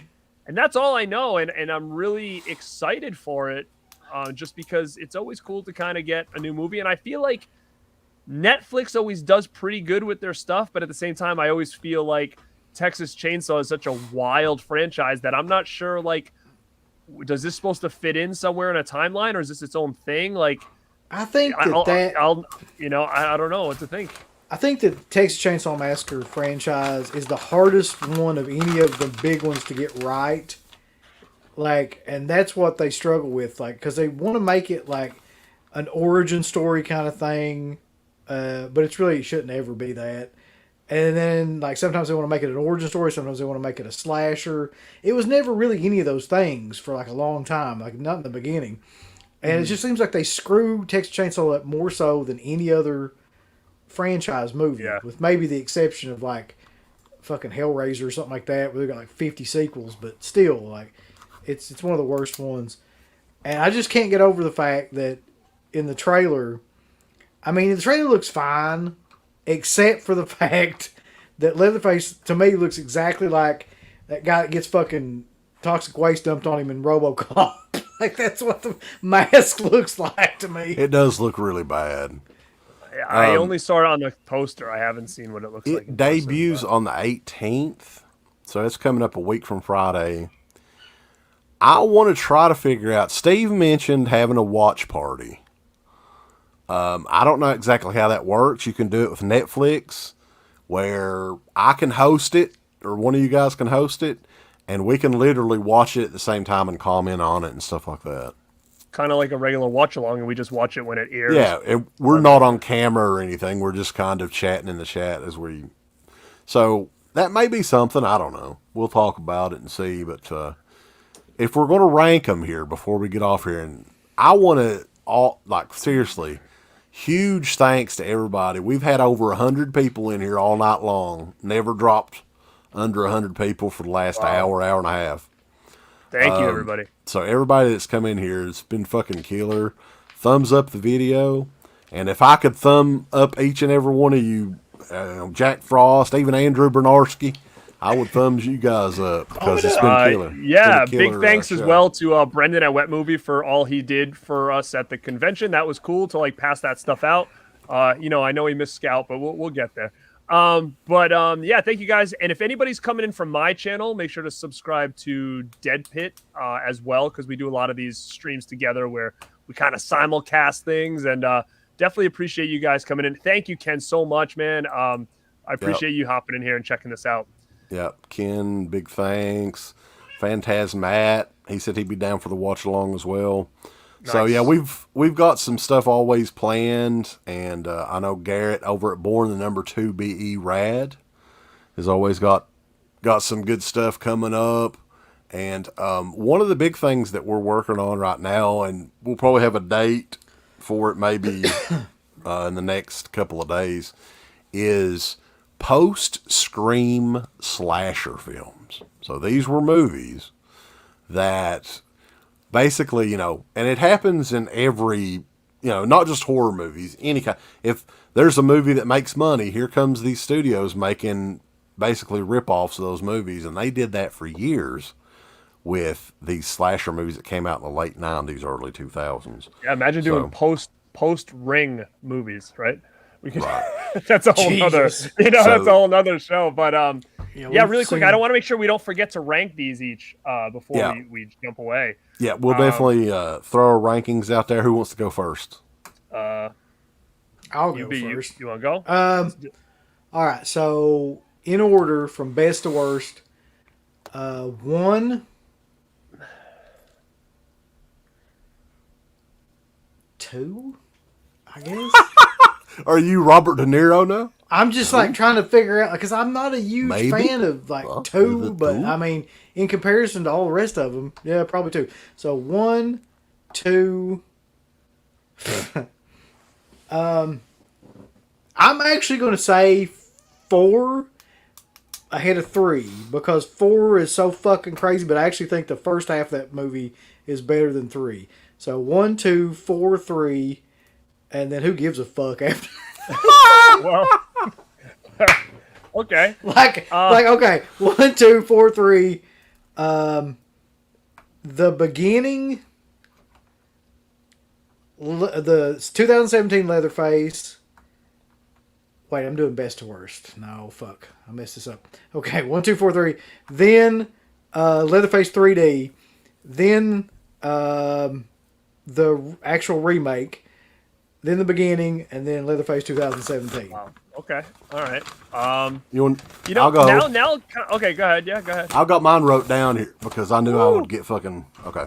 1, 2, Texas Chainsaw 3D, Part 3, 4, Remake, Beginning, and Leatherface. Okay. All right. So I will go out now that I look at this, and as wacky as these are, and as bad as a lot of these are, I will say the ones that I've watched on a regular are at least entertaining enough for me to not shut them off. So I will give credit to that, even though this franchise is a complete mess, just as far as everything about it. But for me, it's going to be 1, 2, remake, beginning, 4, 3, and then Leatherface. Now, the reason I have 3 and Leatherface at the bottom is I don't remember 3 a lot, and Leatherface I saw just that one time. So on a rewatch, I may change my order, but 3D is going to come in right after the beginning. So the beginning 3D, 4, 3, Leatherface. But now another interesting thing too, since the newest movie is a Netflix movie and this is a physical media show, will there be a physical media version there's got to of be this movie? There I would will think they would have to be, just because it's part of a franchise like that. But right. who's to say? It is Netflix. They have the control over it. I'm sorry, that post is amazing. Texas Chainsaw 3D, the beginning, a used condom and Leatherface. Anyway, Can really quick before we leave, if Curly Jaws is in here, what's your ranking, bro? Curly Jaws, oh, fucking brutal, bro. Let's see. I don't know if he's still in here. It's gotta be in it. He's in here. But I know that I'm telling you, it's a gimmick, dude. It's a gimmick. He's a gimmick. His number 1 is Texas Chainsaw 3D, and number 2 is 4. no fucking way. He's not. This is a gimmick, dude. It has to be. It's not. I love it. I love it. But It is. It's just so funny because We need to get Curly Jaws on for a stream. That's what we need. That to guy is amazing. It's like every day's opposite day for him. Yeah. Yeah. So. I love it. But yeah, guys, I mean, it's been a lot of fun, and we will get together again soon. Next week is the Super Bowl, so probably won't be having a show then, but we'll have some other fun stuff coming up. I know that me and Uncle Bill is doing a watch-along for Sally's Escape from Hell. I'll probably put that up tomorrow, or maybe Tuesday. And that's probably one of the best Texas Chainsaw fan films that you're ever going to see. We do a watch-along for that to get everybody in the chainsaw mood, baby. Yeah, after that whole Scream debacle, I was absolutely fucking amazed that somebody could make a good fan film. That was really... Now, what do you, before we jump off here, I always it's not Texas Chainsaw, but to me, I always feel like after I watch the original Texas Chainsaw, I always like to watch this movie as well. And I don't know what people really think about it because we don't talk about it often, is Eaten Alive. Do you guys like that film? I always feel like that and Texas Chainsaw to me go hand in hand, and I've always felt that way. Do you guys like that? Because I feel like it doesn't get talked about enough, and I think there's very mixed opinions on that movie, but... I think there's several movies that came out around that time that had the same vibe. They may be not as good, but they had the same vibe as like Texas Chainsaw. I think that Tourist Trap does. I think that one does. Eaten Alive does. I mean, I don't hate it. I actually kind of liked it from what I remember of it, but it's one that I haven't seen. It's another one that's like a midnight movie vibe too, kind of, right? It's almost like it takes place on like a... it's almost like a Broadway play or something. Yeah, it all takes place in one spot, basically. Yeah, and it's a very gritty movie, and it's got, what's her name in it as well, right? It's got Sally. Marilyn Burns, Yeah, and I think Arrow I think put out the blue, and it's really cool if you guys That's another one that Dark Sky did back in the day, the DVD of it, I think. Yeah, so... Curly Jaw's ranking is on here, by the way. He put it 3D... 4, 3, 2, 1. Remake. And then the remake. Fuck the prequels. He's not a fan of the prequels. Wow, one's down there, huh? That's a great list. But is there anything you got coming up on the channel, Garrett, you want to mention on here? And, yeah, I mean, I got a couple Karate Kid videos in the works because I haven't been able to finish my series that I was doing this month, so I got a couple of those coming. We've got the Scream stuff, like we said. We're trying to find a date on that. That's all I think I have on deck right now, but if I have anything else, I'll pop it through. I know my brother and his wife want to get something going soon, so I'm curious what they have in store. Usually they come up with the ideas for our videos, so I know that's something that we're going to work on this week. So awesome. If you guys like those videos with us, then it's coming. So that is it, guys. It's bedtime, and I'm like, hey, shit. Bedtime. We got to get going. But bedtime, motherfucker. They heard you. It's like fucking Freddy. Wes, bedtime. Let's go to bed, motherfucker. It's 11:39. You're past your bedtime. All right, guys. But check us out. Born2BeRad, and of course, deadpit.com. Bedtime. Give us the bitch. thumbs up. Up your butt. Like, subscribe, and if you subscribe, here's something else you can do. Once you subscribe, you can click the bell notification, right? And it'll notify you anytime that Dead Pit puts up new shit. Or don't. I really don't give a if you do or I not. want you to. I want you to. I don't care. Let's keep our community growing here on No, YouTube. I don't like it. I don't want you to do nothing. Listen, they need to do that, pal. No, don't you dare touch it. Thumbs up, subscribe, and click that bell. Thank you to all of our supporters on Patreon. Dead Pit on Patreon.com is the only place to check out a complete archive of the old Dead Pit radio shows all the way back from 2005 on, in addition to the midweek shows and fan commentaries, exclusive podcasts, and much more. Dead Pit on Patreon.com if you're interested. Tiers start at only $1.